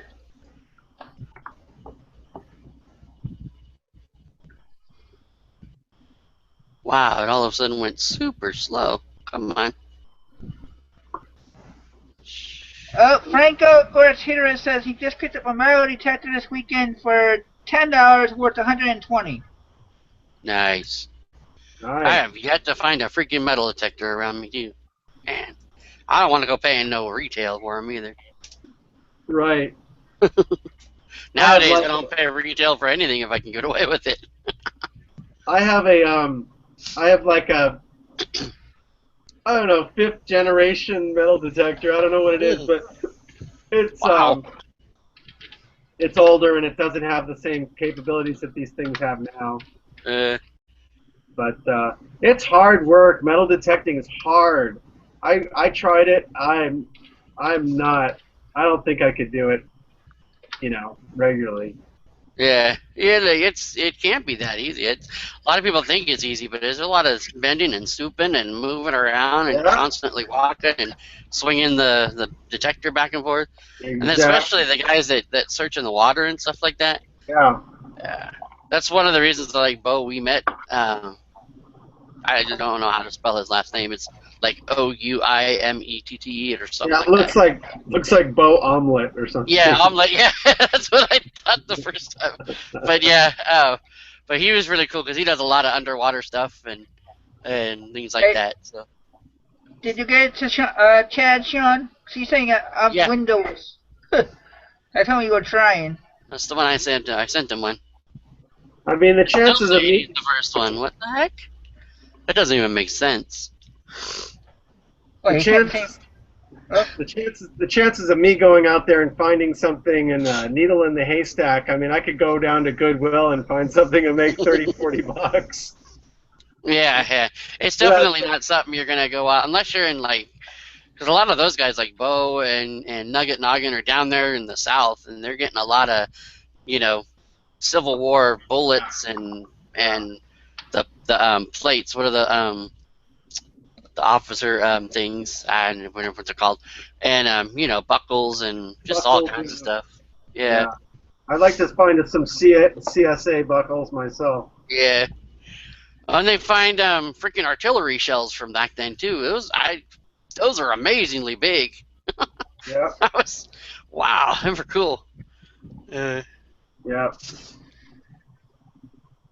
Okay, any more antique questions? I don't have any in my head. We keep going off track.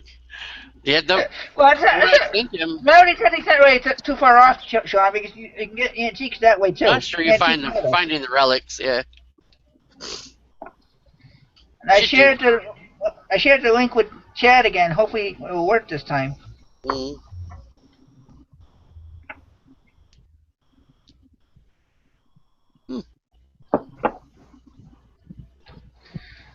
Yeah, antiques is a cool thing. You start with it and you live with them. It's very cool. Hey, Chad. What up? The golden Hey, finger pick. Chad. You got metal chickens in there or something?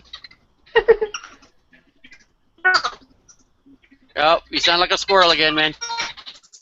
You have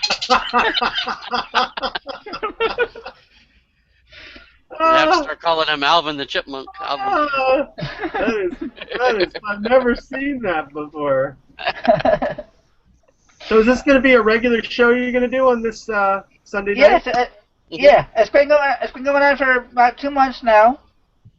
Ah, And one of the announcements I was going to make before we end it, but since we decided we're going to stay on and go a little longer than 2 hours, is that next week for an hour we're going to have Miss Robin Pickinese as a guest, talking about power seller and motivation type of thing, because of how she's already a power seller and she's not even been on eBay for a year yet.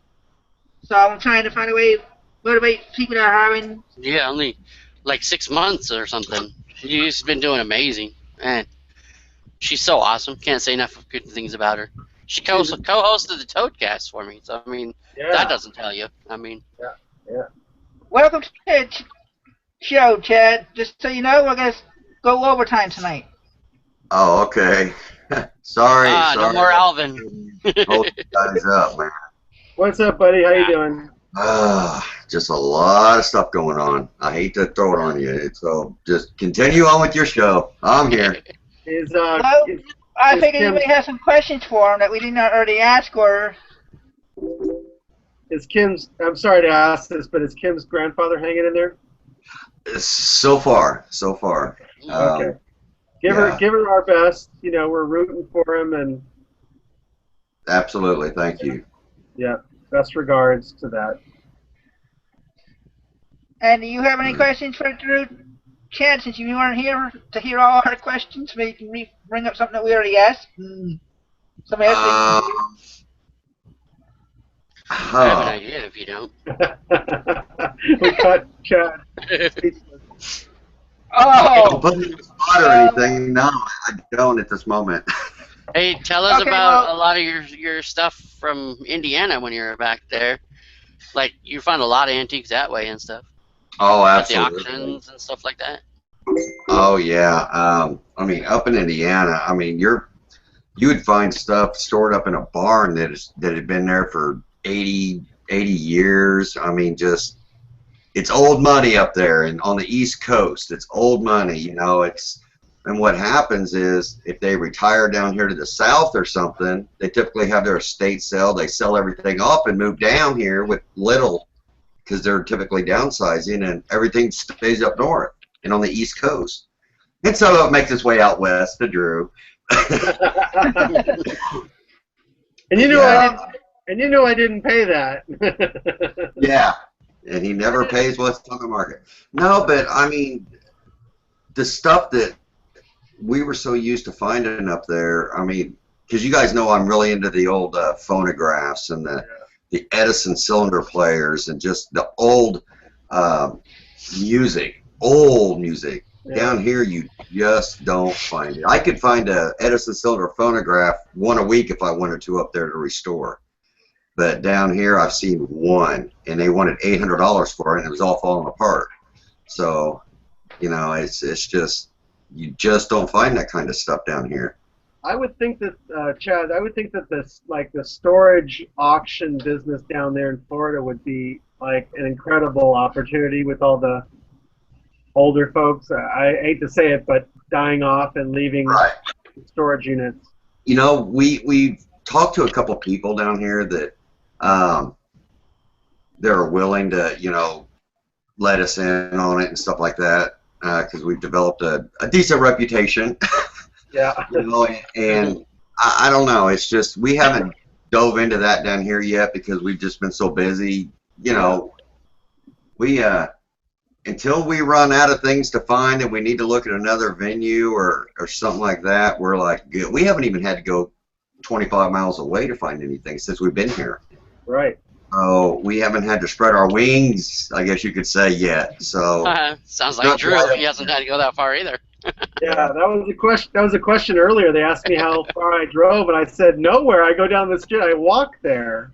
Yeah, I mean, you talk to people like Ronnie Hart. I mean, he'll make a day. I mean, he starts out early in the morning. He'll go all the way to Boston, make this big ass circle, and it's like all day long. But it just depends. I mean, if this place down here was saturated with pickers, which it's not, I mean, that was pretty obvious from your start, man.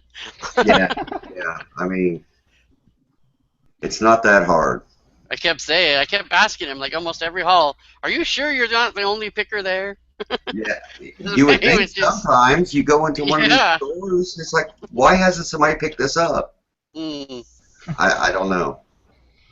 Okay, I got a comment to read here. And it's from Joseph Hare. He says, speaking of antiques, GFP is here now. That is messed up, man. Oh, dang.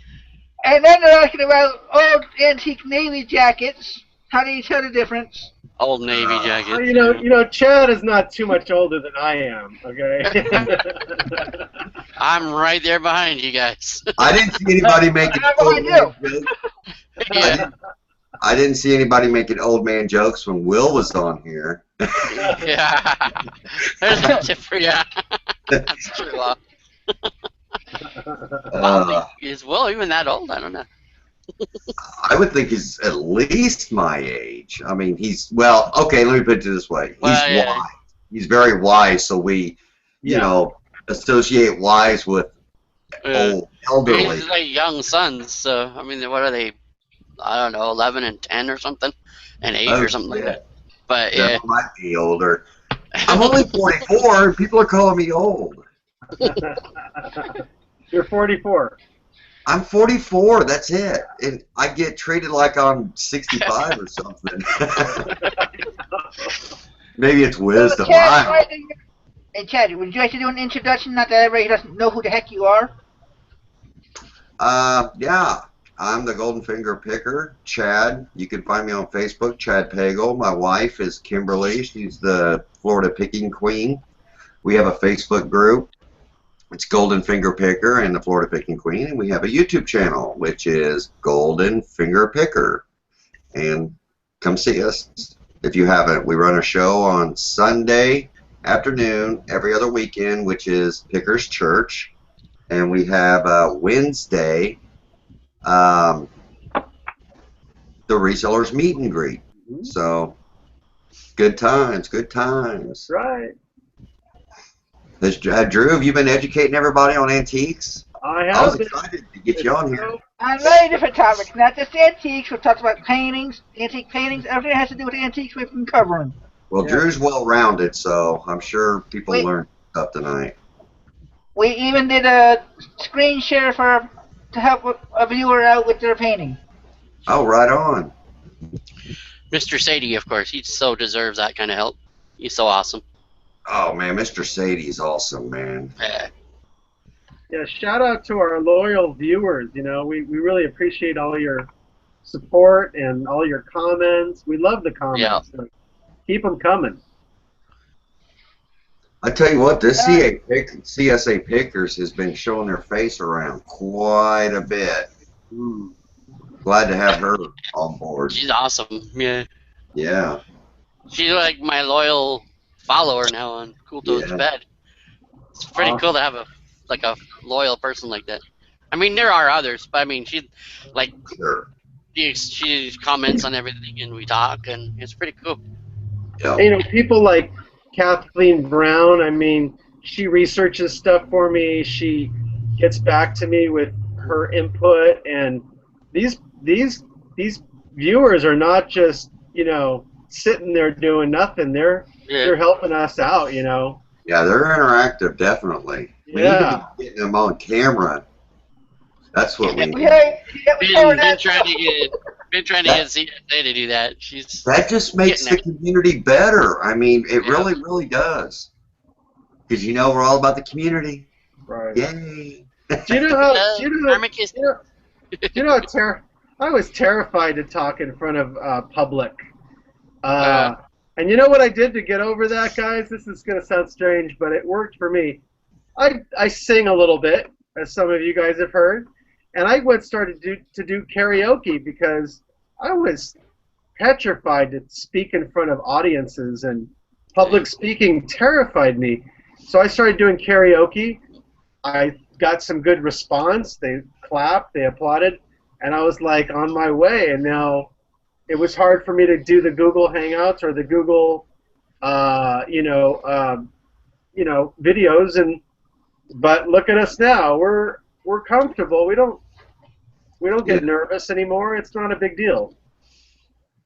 I think I got mine from the military. You know, you get you get into a leadership role and you automatically diarrhea of the mouth, and you expect people to listen, I guess. But You know who I am. Oh, come on. That's a joke, guys, by the way. That's a running joke. I'm really not an arrogant ass. It's nothing like that. Yeah. Well, Chad, you clearly have leadership potential. That's for sure. Oh, well, thank you. Yeah.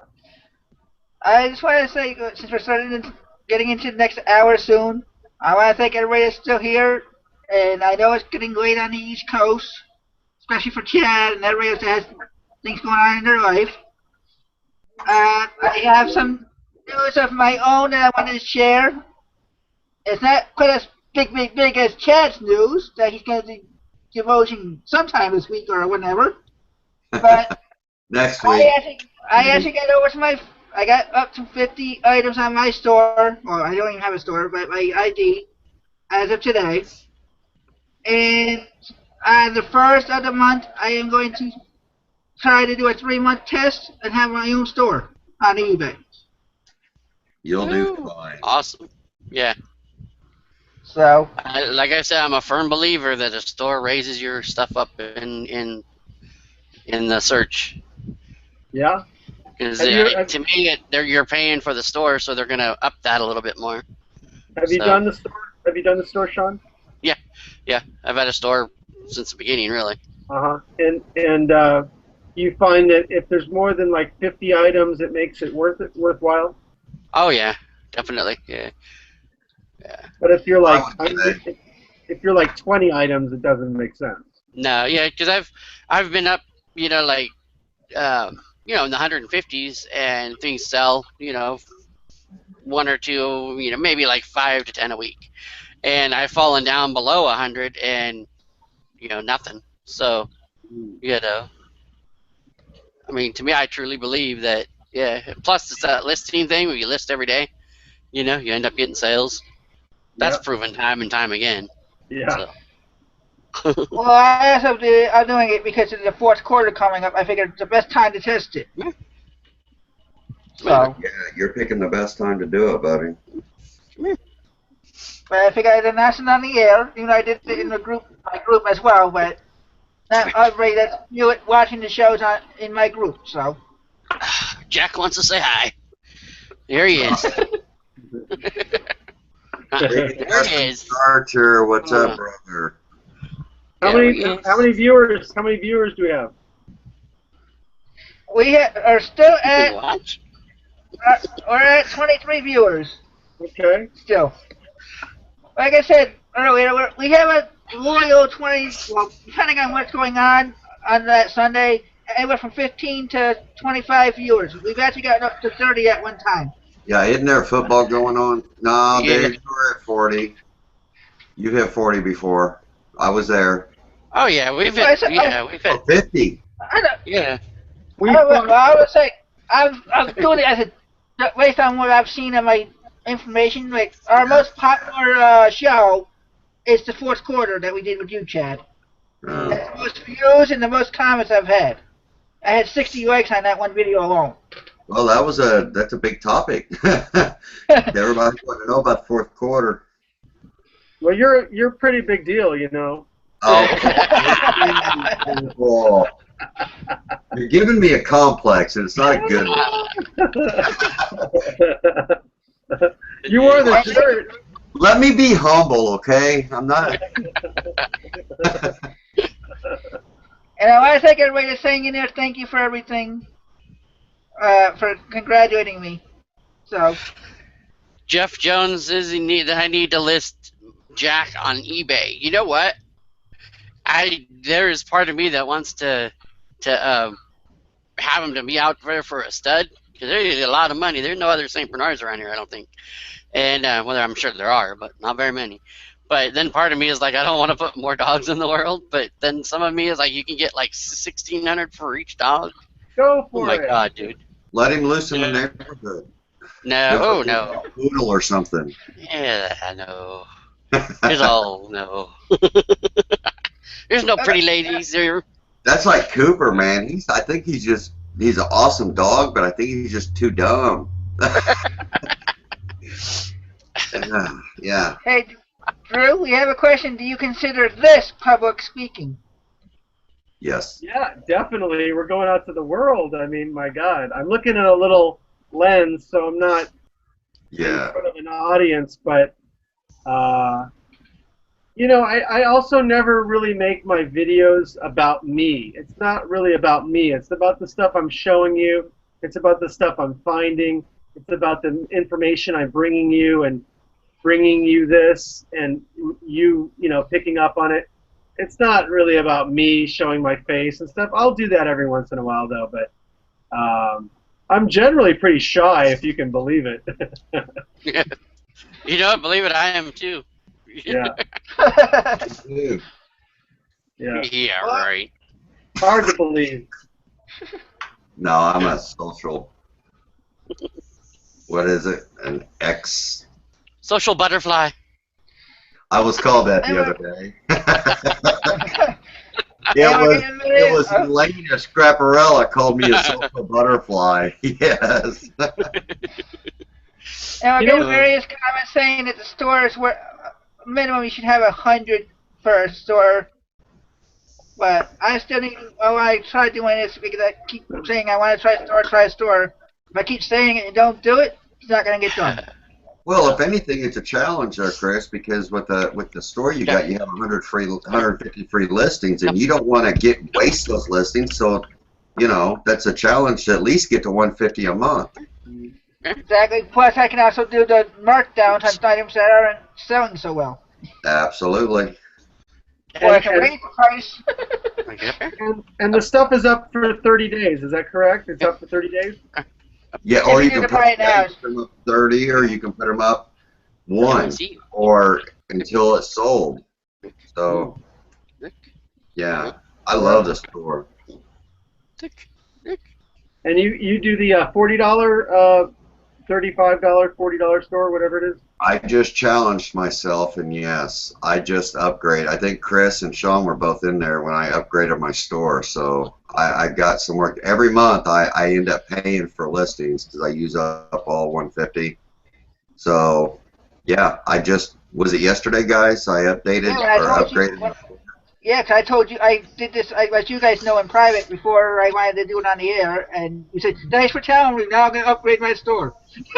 Yeah, it's a personal challenge. Got to get out of this funk. So how much extra will that be? $10? It went from $15 to like $40. Wow, that's a jump. For 500 free listings, yeah. That's about all. The only difference I saw, and then you get Seller Manager Pro, I think, instead of Seller Manager or something. Hey, let me get your opinion on this, because we were talking about this earlier. What do you think about this, Chad, about commas in your eBay listing? I was saying that if you put a word, and then you put a space, and then you put a comma, that Cassini or these search engines, you know, won't put you in the trash can. Is that true, or you don't use commas, or what's the story? I don't, but I have, you know, when I go stealing completed listings, you know, to sell similar, I've been seeing a lot with commas. I haven't looked into it yet, but I will get back to you on that because there might be something to it. And it's a comma right after the word, not a space. Right. Yeah. Yeah. I was thinking, Chad, I was getting around that because I learned that. I thought, oh, I'll be pretty smart and put a space in between and it won't pick up on it. But I want to know from all the viewers and you and anybody else to tell me, am I doing this wrong? Is it still picking up the word and not picking up the word? Well, I want to know why people are using commas. I You don't know, know. maybe I'm old. Maybe I'm old school. I was telling Sean that all the kids don't use punctuation. You know, you never know if it's a run-on sentence or not. We came from a schooling time where punctuation meant something, and now it's out the window. Everything's lower capital. There's no capitalizing. It's all lowercase. Yeah, Yeah, but but when we were in school, I mean, there's you could commas. fail in a comma, man.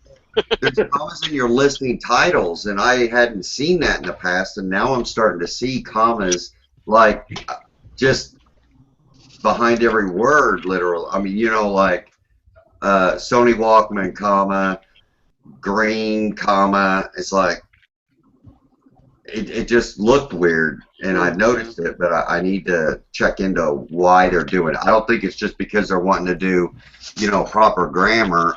Because I'm seeing it more and more, so there's got to be something behind it. Okay. And I don't know if it's a keyword thing or because I think keywords in eBay your YouTube videos, you're typing and you hit comma, it creates the keyword. So I don't know if that's true. So I think what I'm saying is I think I'm more involved. I think I'm more interested in well, not interested, but I'm doing that on YouTube. Like Drew goes dumpster diving, or Drew finds a painting, space, comma, a great find, or whatever I'm going to add after that.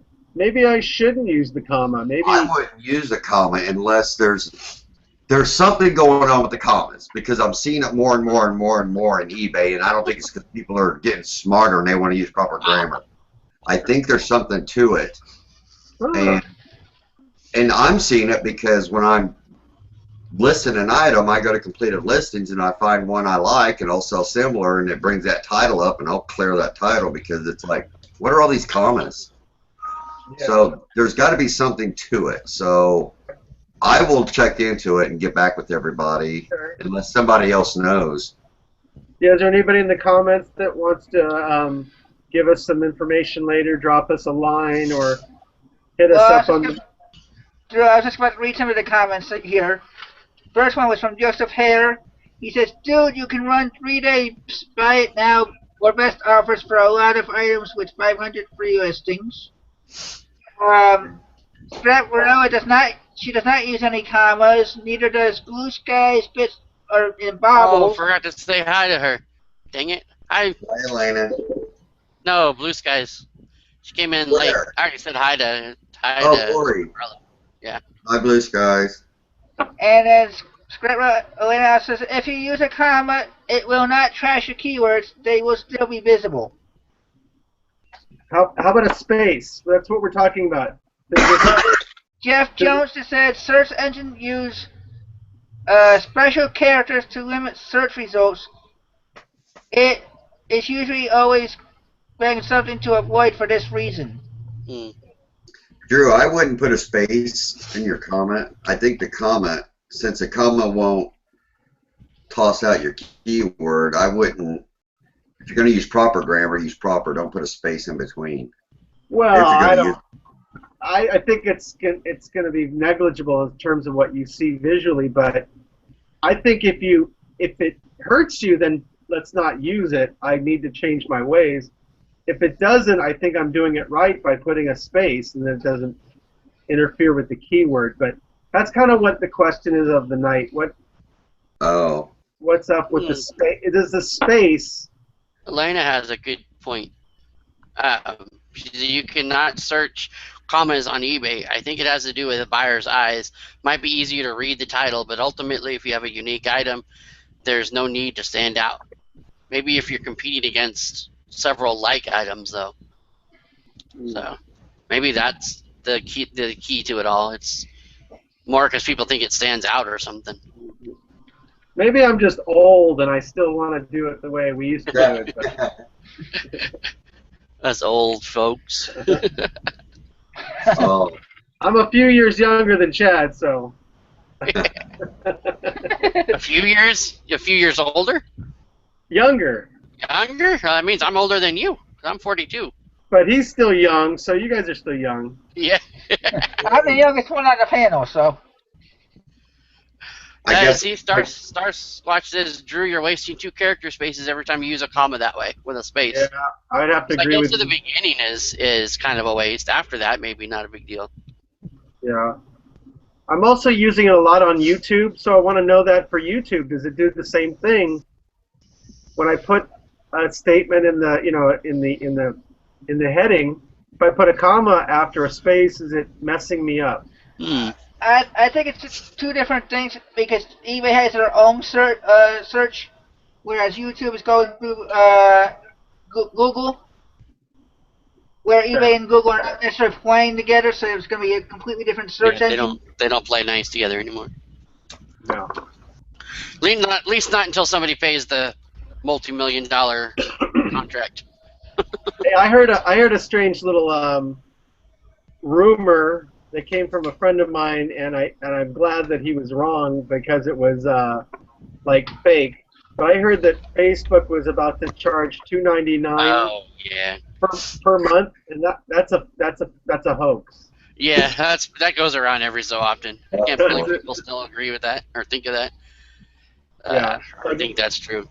If Well, they're that's gonna do how it, they're gonna announce it themselves. It's not gonna be from some Joe Schmo from a Facebook group or something. That's right. Well, they kept saying that Mark Zuckerberg is saying that he can't continue on giving it for free, and I was like, "Is this?" There's a thing called the Onion. It's a paper out here that is fictional, and they sometimes stupid paper man. Yeah, they sometimes report it so realistically that you just like, really? And I got It's online. got me a few times. I had to go start looking for the truth. Yeah. That damn paper man. Yeah. Okay, well, I am seeing in our chat on the side here that Chad says he has a quick update, and then after this update, I have a question for him. I do have a quick update. You guys remember this? Hold Nope. on. Oh, the jacket. Remember that? Yeah. The coat? Kim had like a 2-hour conversation with her again today. Wow. And we got the goods out of her. This particular coat was made in the 90s. It has been in New York. It has been in shows. It's been on a catwalk. It's been in magazines. Wow. And she's getting that information for us. And it's she is 100% Choctaw Indian. And what else? Oh, she said that this particular coat, she went to an art show in Nashville, Tennessee, and some lady, I guess, was hounding her because she never sells her stuff from art shows because it's a high-end art show. And but this lady wouldn't leave her alone about it, so she ended up selling it to her, and the lady said that she had owned a shop and she wanted to display it in her shop. And she said she would never get rid of it. And she said that she had always wondered where this particular piece went because it was so special to her. And then she said it was just crazy when she got that phone call from us. And you know, we might be sending it back home. I was gonna say, so knowing how much I know you guys. Yeah. She wants to buy it back from you? That was not brought up. I think she may have felt it be rude, you know, because we didn't let her know, you know, that we're resellers and stuff like that, you know. She must know something's up because people don't just call people out of nowhere looking for information. No, we said it was because, you know, we got the paper with it, and I mean it's just art, and you know. So when you said that you thought it was going back to her, is that what I heard? I think there's a very good chance it will be heading back to her because she regretted selling it. That's right, honey?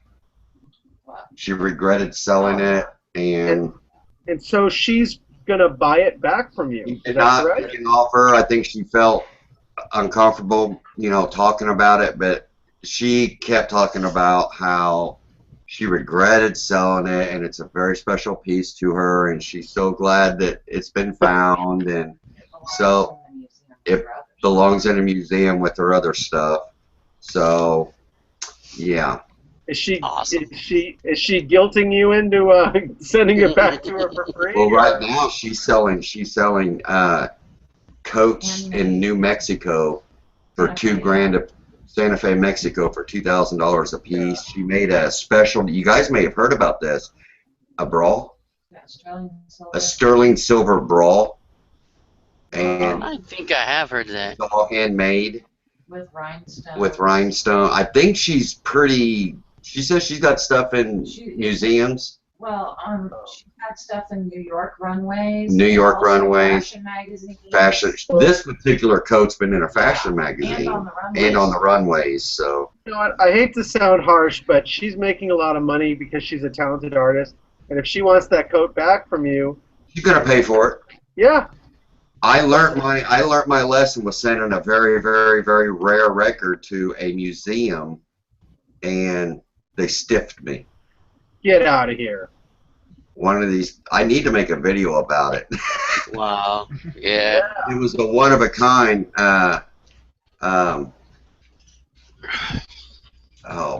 Beeson, Dwayne Beeson, the World War II ace fighter pilot.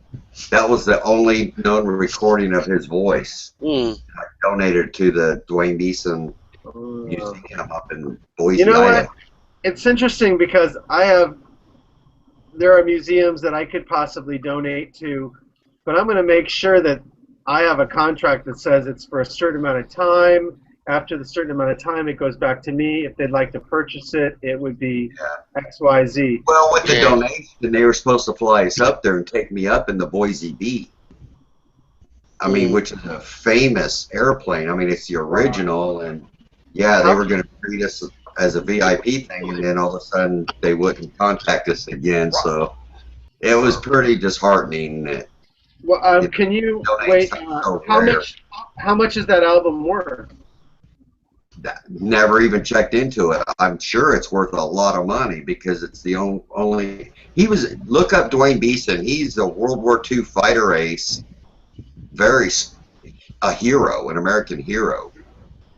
And So what was the arrangement, Chad? He was saying, we'd love to have that in our museum. Would you loan it to us? Would you permanently loan us?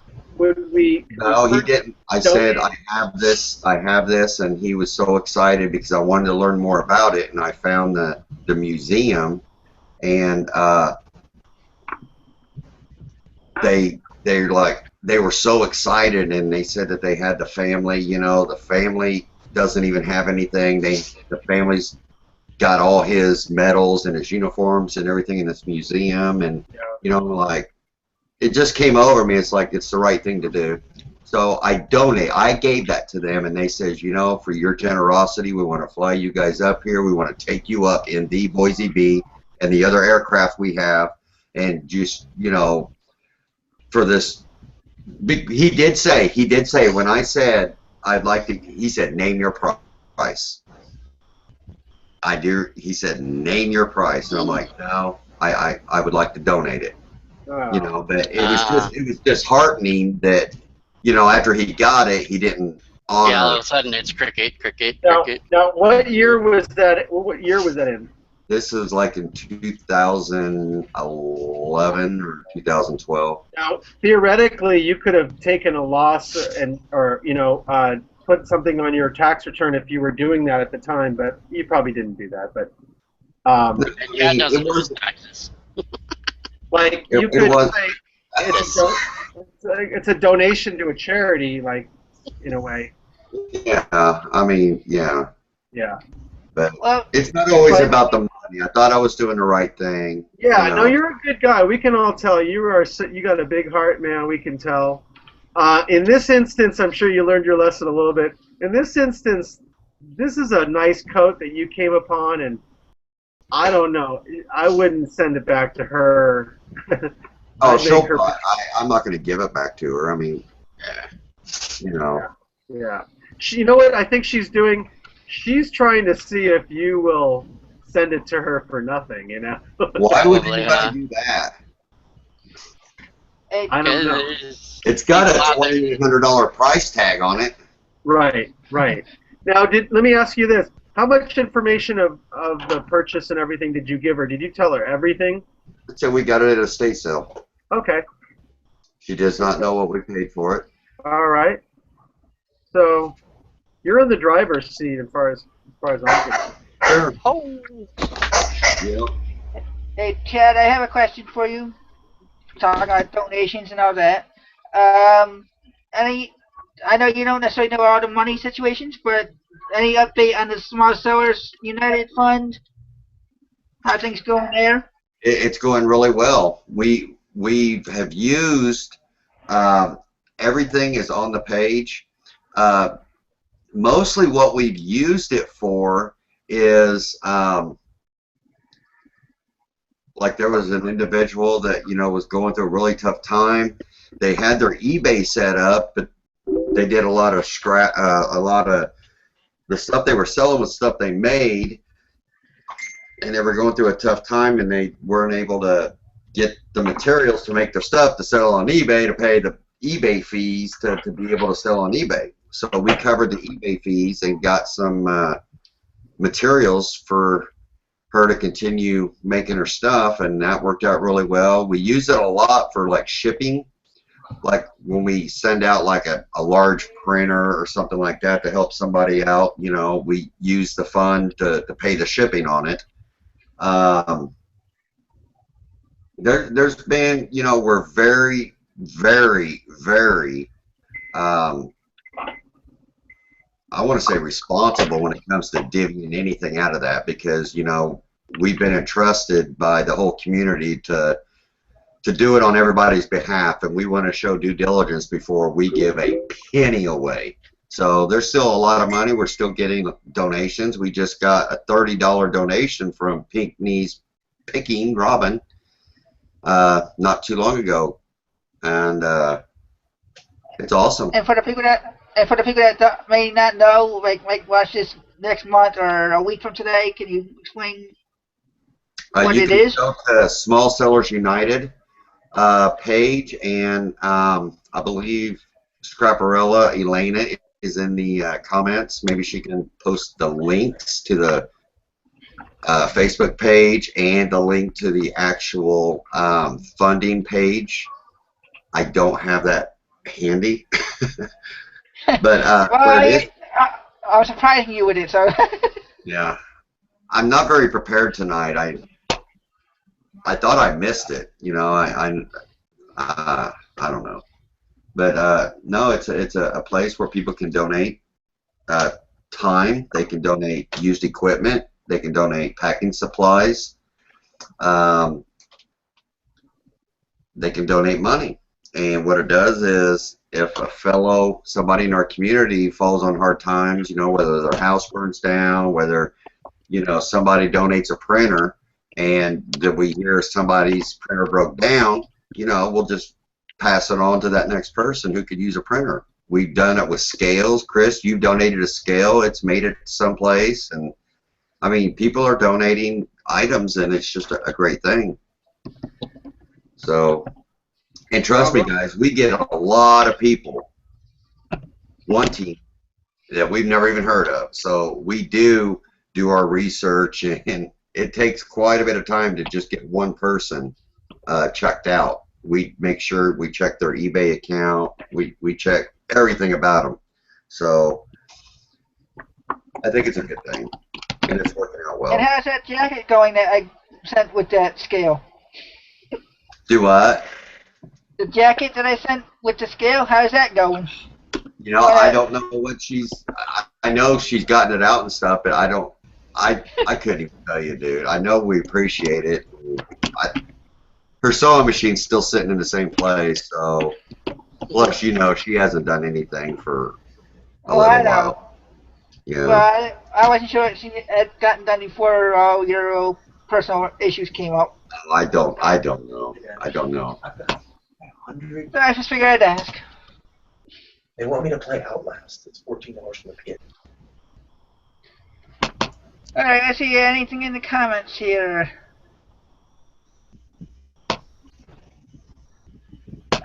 Joseph Harris says, can't do charitable deduction of over $500 without signed form 8283 signed by the museum. And Elena is just posted the link. She said, add the www and change the dot to an actual dot. So.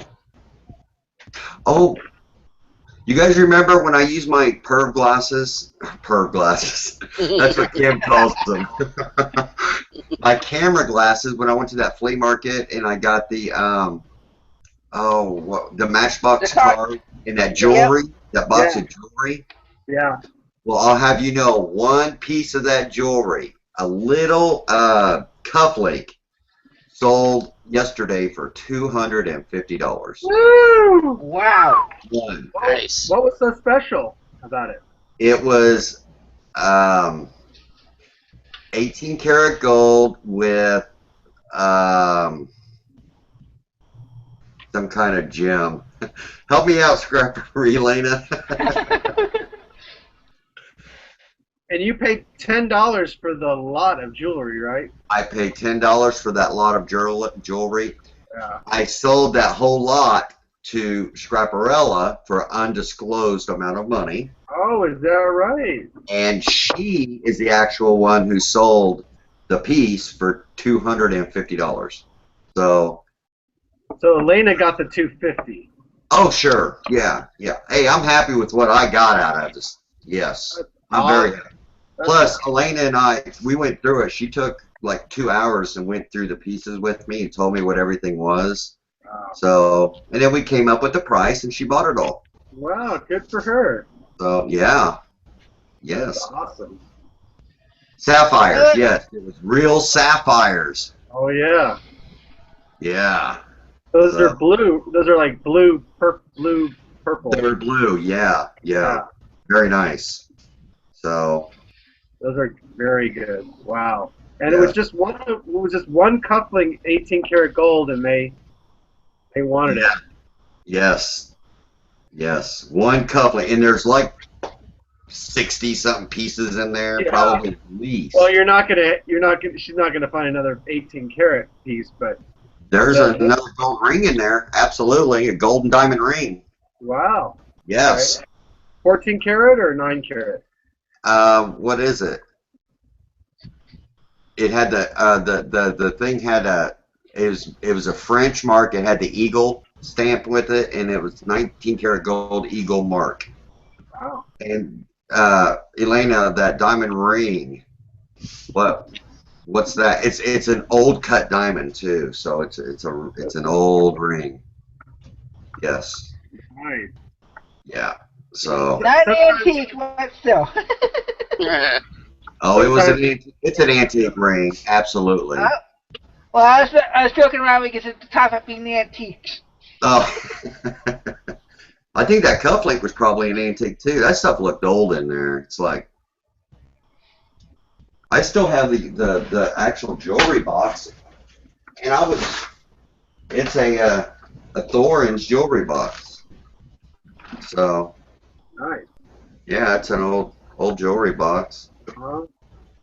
Yeah, that was a great. And how about the Matchbox cards, or not, whatever they're called, the English version of that? Oh, the Lesnies? Yeah, Leslie. They're still up for sale. I guess they're not as good as I thought. You have them in a lot? Yeah, I probably need to break them up, but. And what's the lot go for?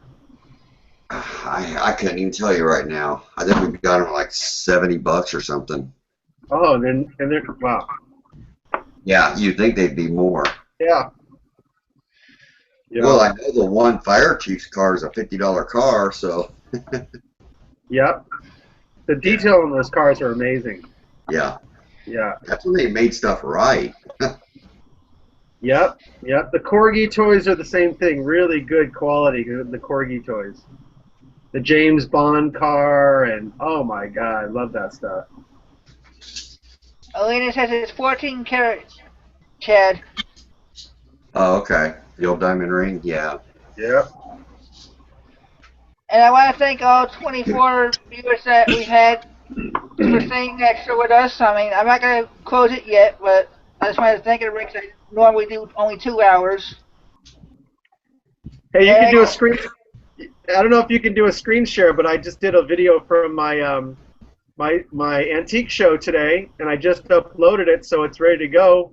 I don't know if you wanted to screen share that. It's about, I don't know, 8-9 minutes long. I don't know. Well, I'm sure people that'll be wanting to see you jump right from here to your channel to watch. Yeah, that's cool, man. Right on. I've never done those screen shares, so it's kind of interesting. It'd be funny to sit back and watch one of my Pickin videos, but yeah, real good little session. You're gonna like this. I make a deal right on camera, and that doesn't always happen. That was a good one. Oh, wow. So you've already uploaded it? I haven't. I need to get caught up on my videos. Yeah. Dude, you need to take a day. That's what you need to do, man. I know. Yeah, don't give yourself a hard time.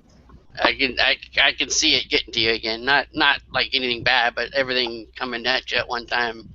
Yeah. That's Okay, ask any more questions in the comments? Not that I see any yet, but I'm asking the viewers themselves. They can ask anybody anything. I'm not going to hold it to antiques now. We're after past the hours. This is after hours. Without being private. Okay, let's see. Who do we have? Jeff Jones. Hello, sir. Joseph Hare. That guy cuts on me all the time about my Old Navy. Old Navy. That's bad how I recognize him by cutting on me all the time. It's like, oh, there's... I'm going to put this to bed for Chad, okay? He made $15, $20 on the thing. It was a profit. Leave it. Just leave it alone.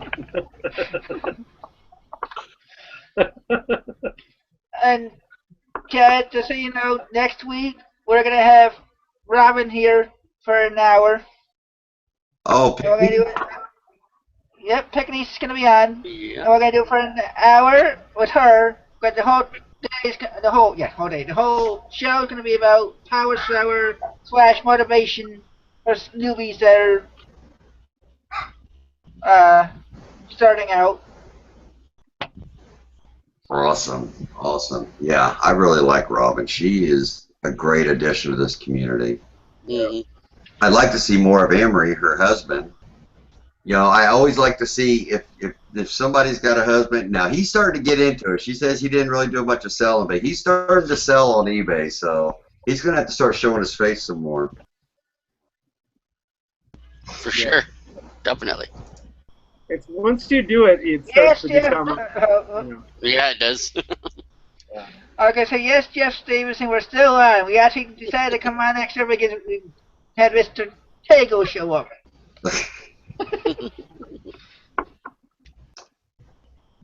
Let's see. It would have sucked for you to come on for the last 15 minutes and then say, oh, time to shut off.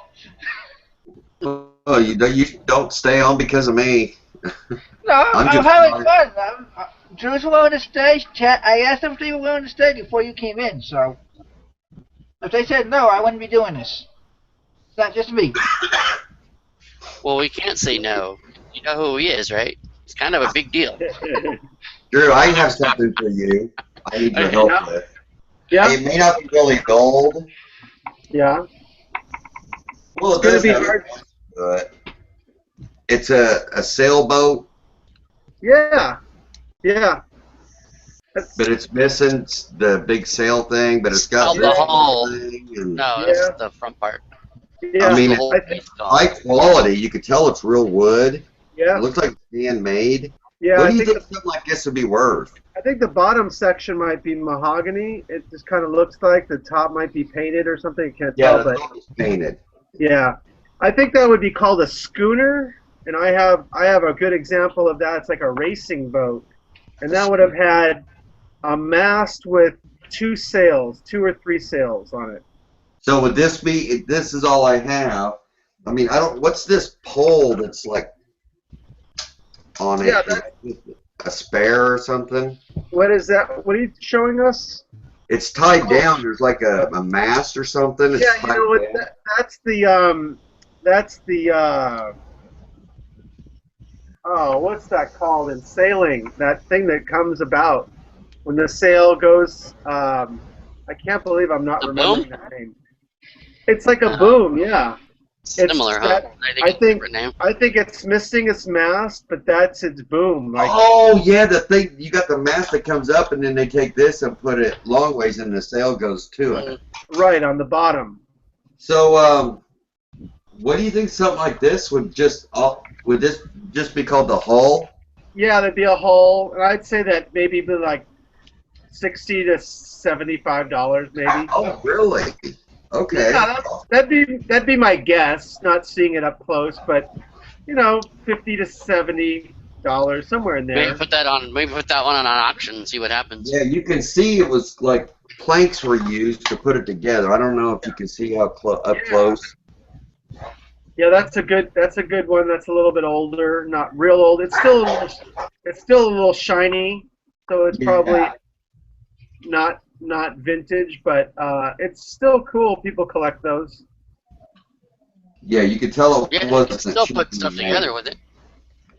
Oh yeah, I think All somebody that- could finish this off and it looked beautiful. Yeah. That shipbuilding stuff you sent me a few months back. That all goes to that. Hey, Drew. That's small stuff, but yeah. We have a question. You ever run into Redneck Picker in any of the flea markets you go to? You know what? He sometimes shows at the Rose Bowl, and one time I went there and I shot my video that Sean was watching maybe a year and a half ago or whatever it was, and I tried to find him and I couldn't find him that day, and I don't know if it was just because I thought he looked different or it's such a big antique swap meet that it's, you know, there's thousands of people walking around. So I'd like to run into Troy. Yeah, I really would. He's down south, and I'm a little bit, you know, I'm in LA Central, kind of. So he's, and then he does other shows, but no, I've never met him, and I'd like to go and check out his booth and do a video from there. That would be cool. Picking Profits is asking questions he knows answers to. Yep. What's the big surprise these guys have been talking about? I don't know, Andrew. Picking Profits. You're part of it, so I'll tell them right now. I will tell them right now. Andrew's coming out with a book for $39.99. Is that the big news? Oh, shit. Get that one started.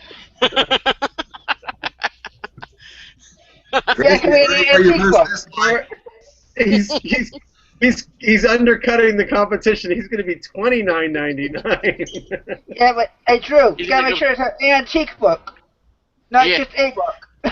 He's gonna pull a Walmart $39.98.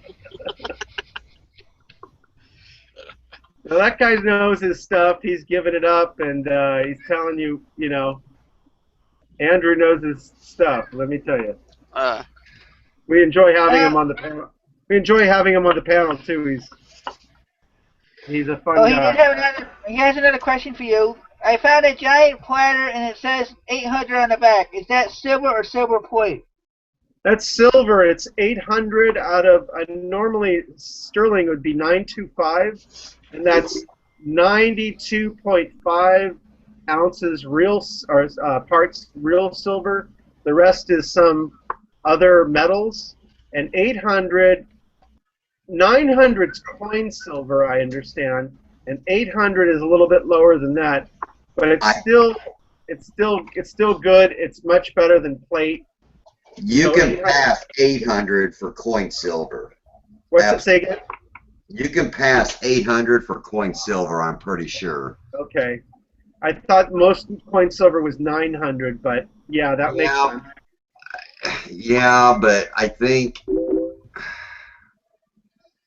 you can pass it off. Okay. I think. Man, I used to buy shit tons of silver. Unfortunately, I heard silver dipped under $15 or something, and that's No, I don't care what anybody says. If you're going to invest in silver before you invest in gold. That's all I'm going to say. really. It says the Absolutely. wire weighs 6 pounds. Absolutely. How much silver do you own, Chad? I do not disclose that. You can't tell anybody that. Okay. I don't disclose the gold either. Andrew keeps wanting me to show him my gold and silver. I'm like, you ain't never going to see it. Uh-huh. Well, hopefully it's in a safe deposit box or something. Well, it's not here, I can tell you that. Okay. It's in Now, its it's own unfortunate. box. Like silver was up to 19 at one time, man, and so now it's 15. You're waiting too long. Well, silver is like I mean, not a consumable, but It's a precious commodity. well, gold is too, but no, silver is used more as money than gold, and it's got more as far as the fluctuation of gold is only so much. Yeah. You have a bigger fluctuation in silver, actually. Yeah. So a better investment would be silver. Huh. If I had, let's say, $50,000, I would buy $50,000 of silver before I buy $50,000 of gold. In a heartbeat. You know what's so funny? I wouldn't buy either one of them. I would just go buy a bunch of antiques and sell them and make 10 times profit. I mean, who holds on to these metals? I mean, I own some silver, I own some gold, but I could make much more money just freely buying antiques and other things that, I can find. No, if you get a large amount of silver, have it melted down into like a a doorstop, like a doorstop. Yeah, and a bar and ingot.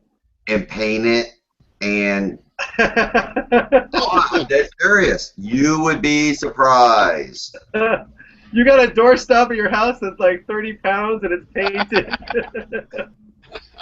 I was trying to interesting. You would be surprised. It can be hidden in plain sight. Sure. Or anything for that nature. A lot of people, like, I don't know, a cane head or something. You can have all kinds of stuff like that just sitting around. It doesn't look like it's expensive. It's funny. I pack my car for my antique show, and there's literally thousands and thousands of dollars. I'd say if somebody came into my booth and said I want everything, I don't know, maybe 10,000. I don't really know what I bring out there, but a lot, like 8, 5,000, whatever it is. And I'm thinking, if my car ever gotten broken into, they wouldn't know what this stuff was. Yeah, they wouldn't know true, what it was. Yeah. You know? Pretty safe to say, yeah, they're not gonna be breaking into your car. Yeah, they'd see a weather vane, a federal style weather vane, and they wouldn't know what the frick it was. Yeah. Oh my gosh! Do you have a minute, Drew? Can I get something and ask you about it? Yeah, please do. I love weather vanes. If you're going to show me. No, it's not a weather vane. I think it's cool. A whirly gig, a weather vane. I love that stuff. Hey, Sean. Yeah. Read Mr. City's comment, and then there's another one by Sasquatch asking Chad a certain question.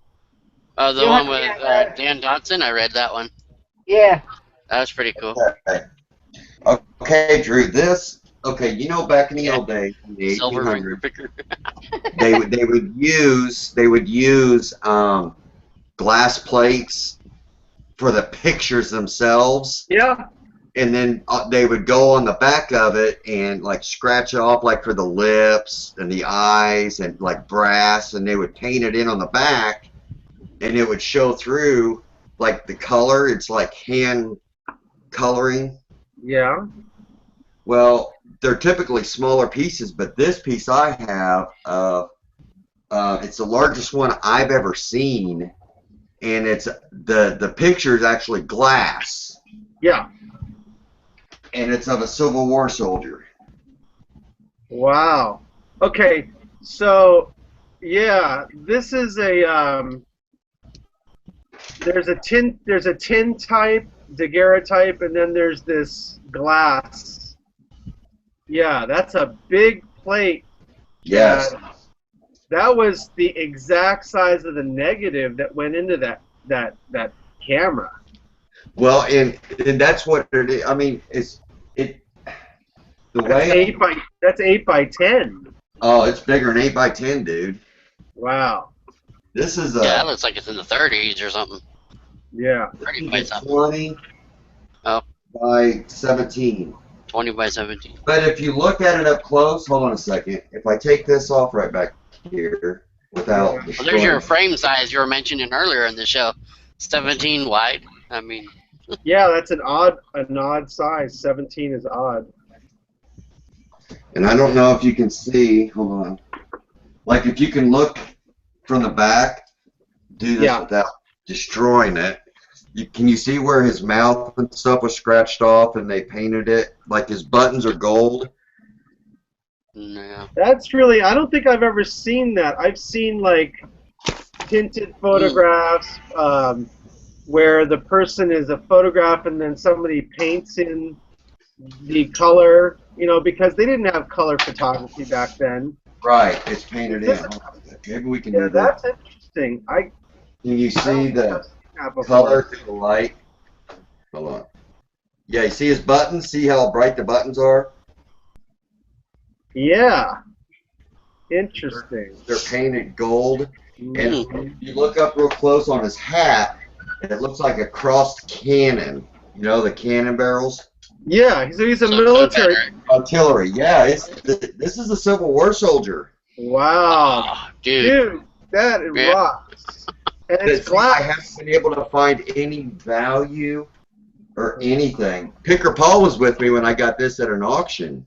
Well, you can name your price on that, Chad. That is pretty amazing. And it's the original frame too, so I mean it's maybe just one of those. Maybe you can go 32,600. Yeah. Yeah, if anybody in the comments knows anything about those photos, I mean, or that glass type thing, I don't know. Yeah, here, I just went and dug out a couple examples from my collection. This is interesting. I don't know if you're going to be able to see this. Probably not. Oh, yeah, I've had those. Yeah, it's a house. It's a picture of a house, and it's like a negative on glass. Right.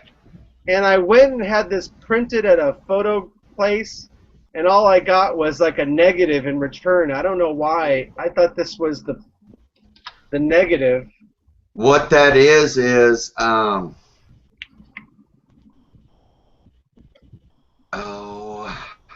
because me and Picker Paul got a crap load of them, and I actually got one that was broken. The whole corner was broken out. Yeah.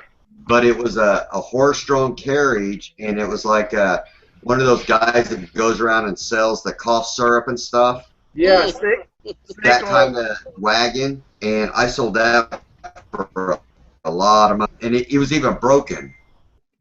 Wow. Yeah, that's hard to tell.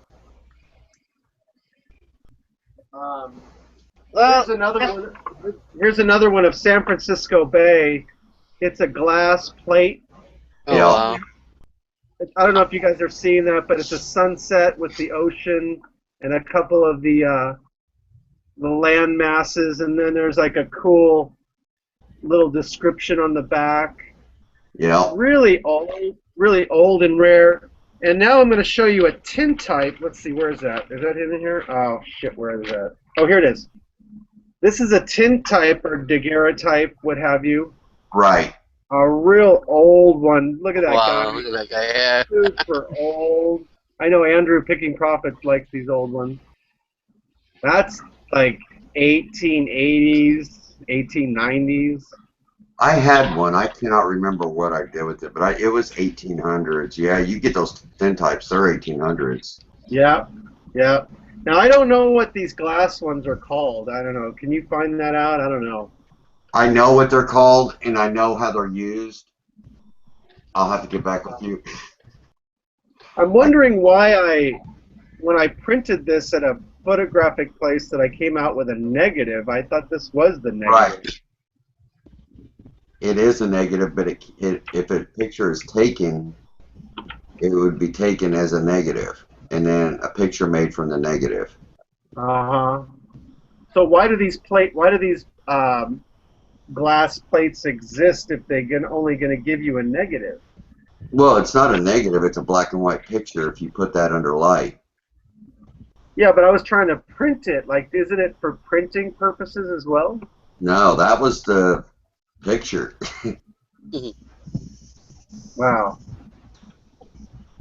And yours is exceptionally big. I've never seen a glass plate. Mine is not the same as yours, the type, because there's like a film on mine. Uh-huh. It's the type of, I found an example of it, and it's part of the glass. There's like a film on the glass, and then when it's exposed, the film on the glass changes, and I guess and creates the picture. But it's part of the glass, and then if you want it, what they do is they scratch from the back and then color it in or whatever, and you can. But it's not a glass negative like that one is, but it's, I don't know, that's why it's so hard. I found an example and I can't remember what it's called because it was like a year ago. That it's not an Ambro type, is it? Ambro? No, I think that's too popular. It was a rare type that was only done for a little bit. There was Daguerre type, which is Daguerre was the founder or the originator of that photography process. Yeah, and that's got that gray, like shiny. Yeah. Do you know what a circuit is? No. You don't know what a circuit photo is? Circuit? No, I don't. DIRCUIT? Nope. There's circuit cameras out there, and it's what it is. It's like a panoramic. Oh. But it's like, okay, for instance, like an army unit, because I have one. They're in like a half circle. Yeah. Okay? And then when they take the picture, they're all in line. Yeah. And it's called, if you look on eBay for a circuit camera, you're going to pay thousands of dollars for it. It was a very rare. And I've got one in there. But it's a special kind of camera and a special kind of film. That's just a panoramic. If it says down in the bottom that it's a circuit, then it's a circuit camera. Here, let me show you an example. So how did they do this? How did they do this kind? Those they may have just lined straight up.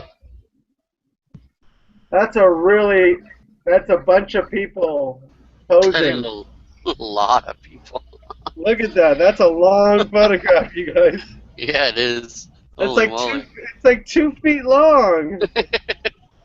I had this reframed and put in museum glass so the sun or anything will not hurt it. But if you look at these soldiers. Oh shoot, it's glaring. If you look at these soldiers, they're all in line and they all have their weapons. Yeah. If you see here's the curb, and the curb comes out like this and comes back in. So they're standing in like a half horseshoe. And down here, I don't know if you can see it. Right there, it says circuit photo. Or circuit by whoever. Indianapolis, Indiana. Okay. Yeah, I've seen those military photographs where it looks like a fisheye lens, kind of. Yeah, but this is a different format. That's why it's so hard to research. To find a real circuit and not a copy of one. You'll see them selling on eBay. They sell copies of them, a circuit photo, and then you'll find the circuit cameras that are able to take these photos. It was a technology or something, but they're rare. And I think I have one from like an elevated. What the hell? An elevated.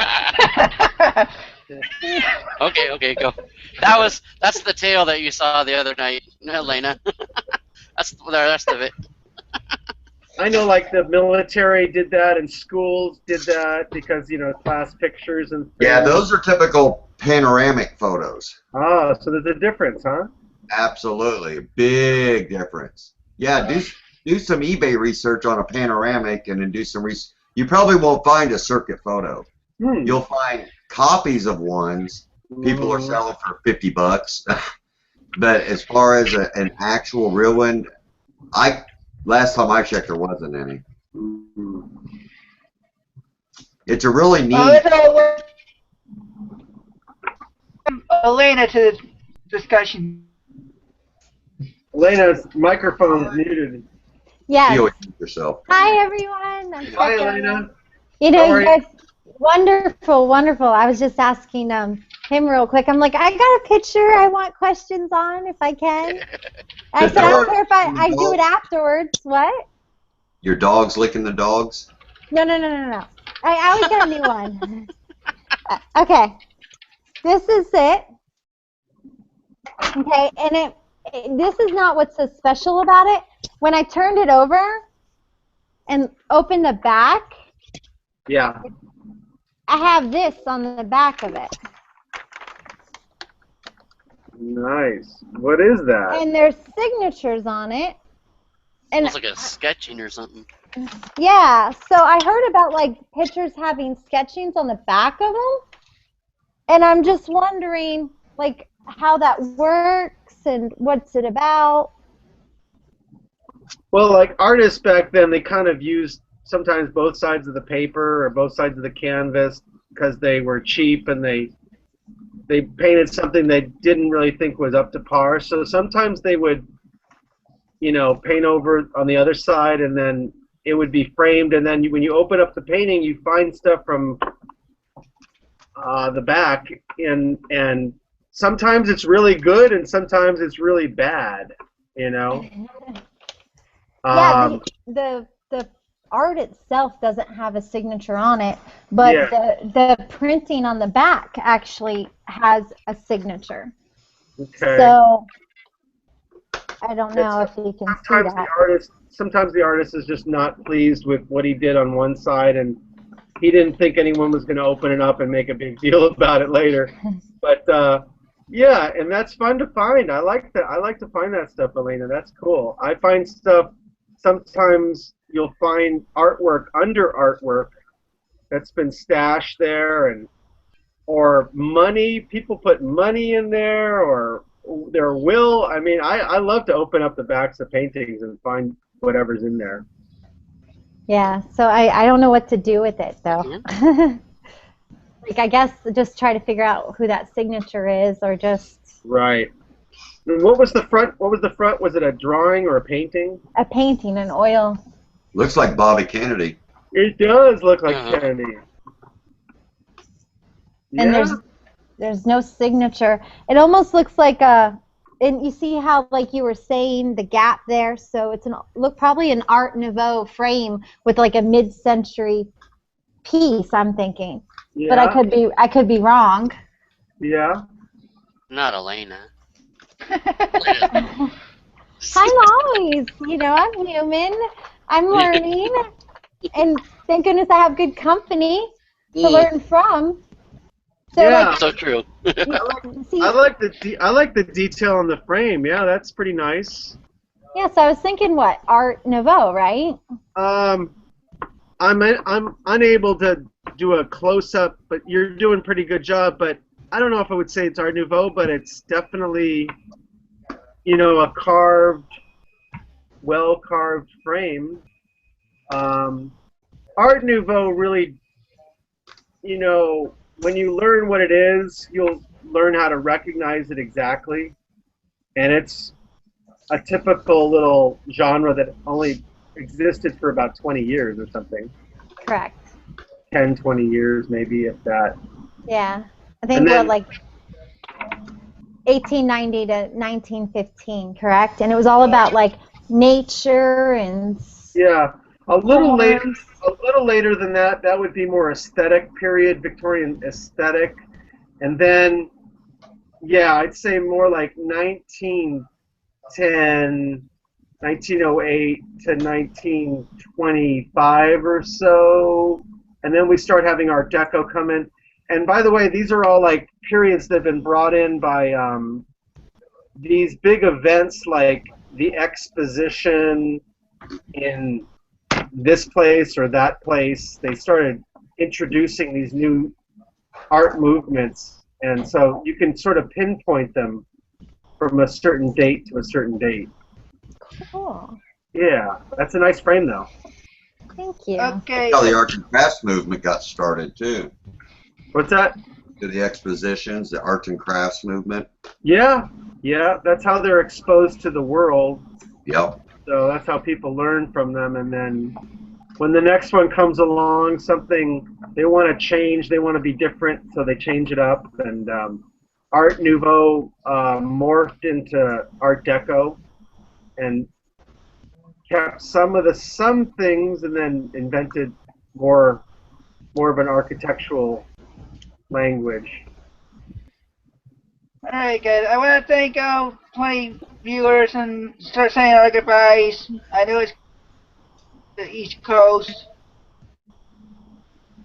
so I want to thank everybody for coming. I'll let our guest say his piece first, and then work from there. Do a private hangout from there. Awesome show, Chris. Very good. So go ahead, Drew. Very nice. I enjoyed being on the show, and hope I covered. I hope I covered some good information, and it's good to have you guys on the panel, and I enjoyed it. Let's do it again. Oh, definitely. Hang on. Covered most of them today. Yeah. Chad, you want to say your...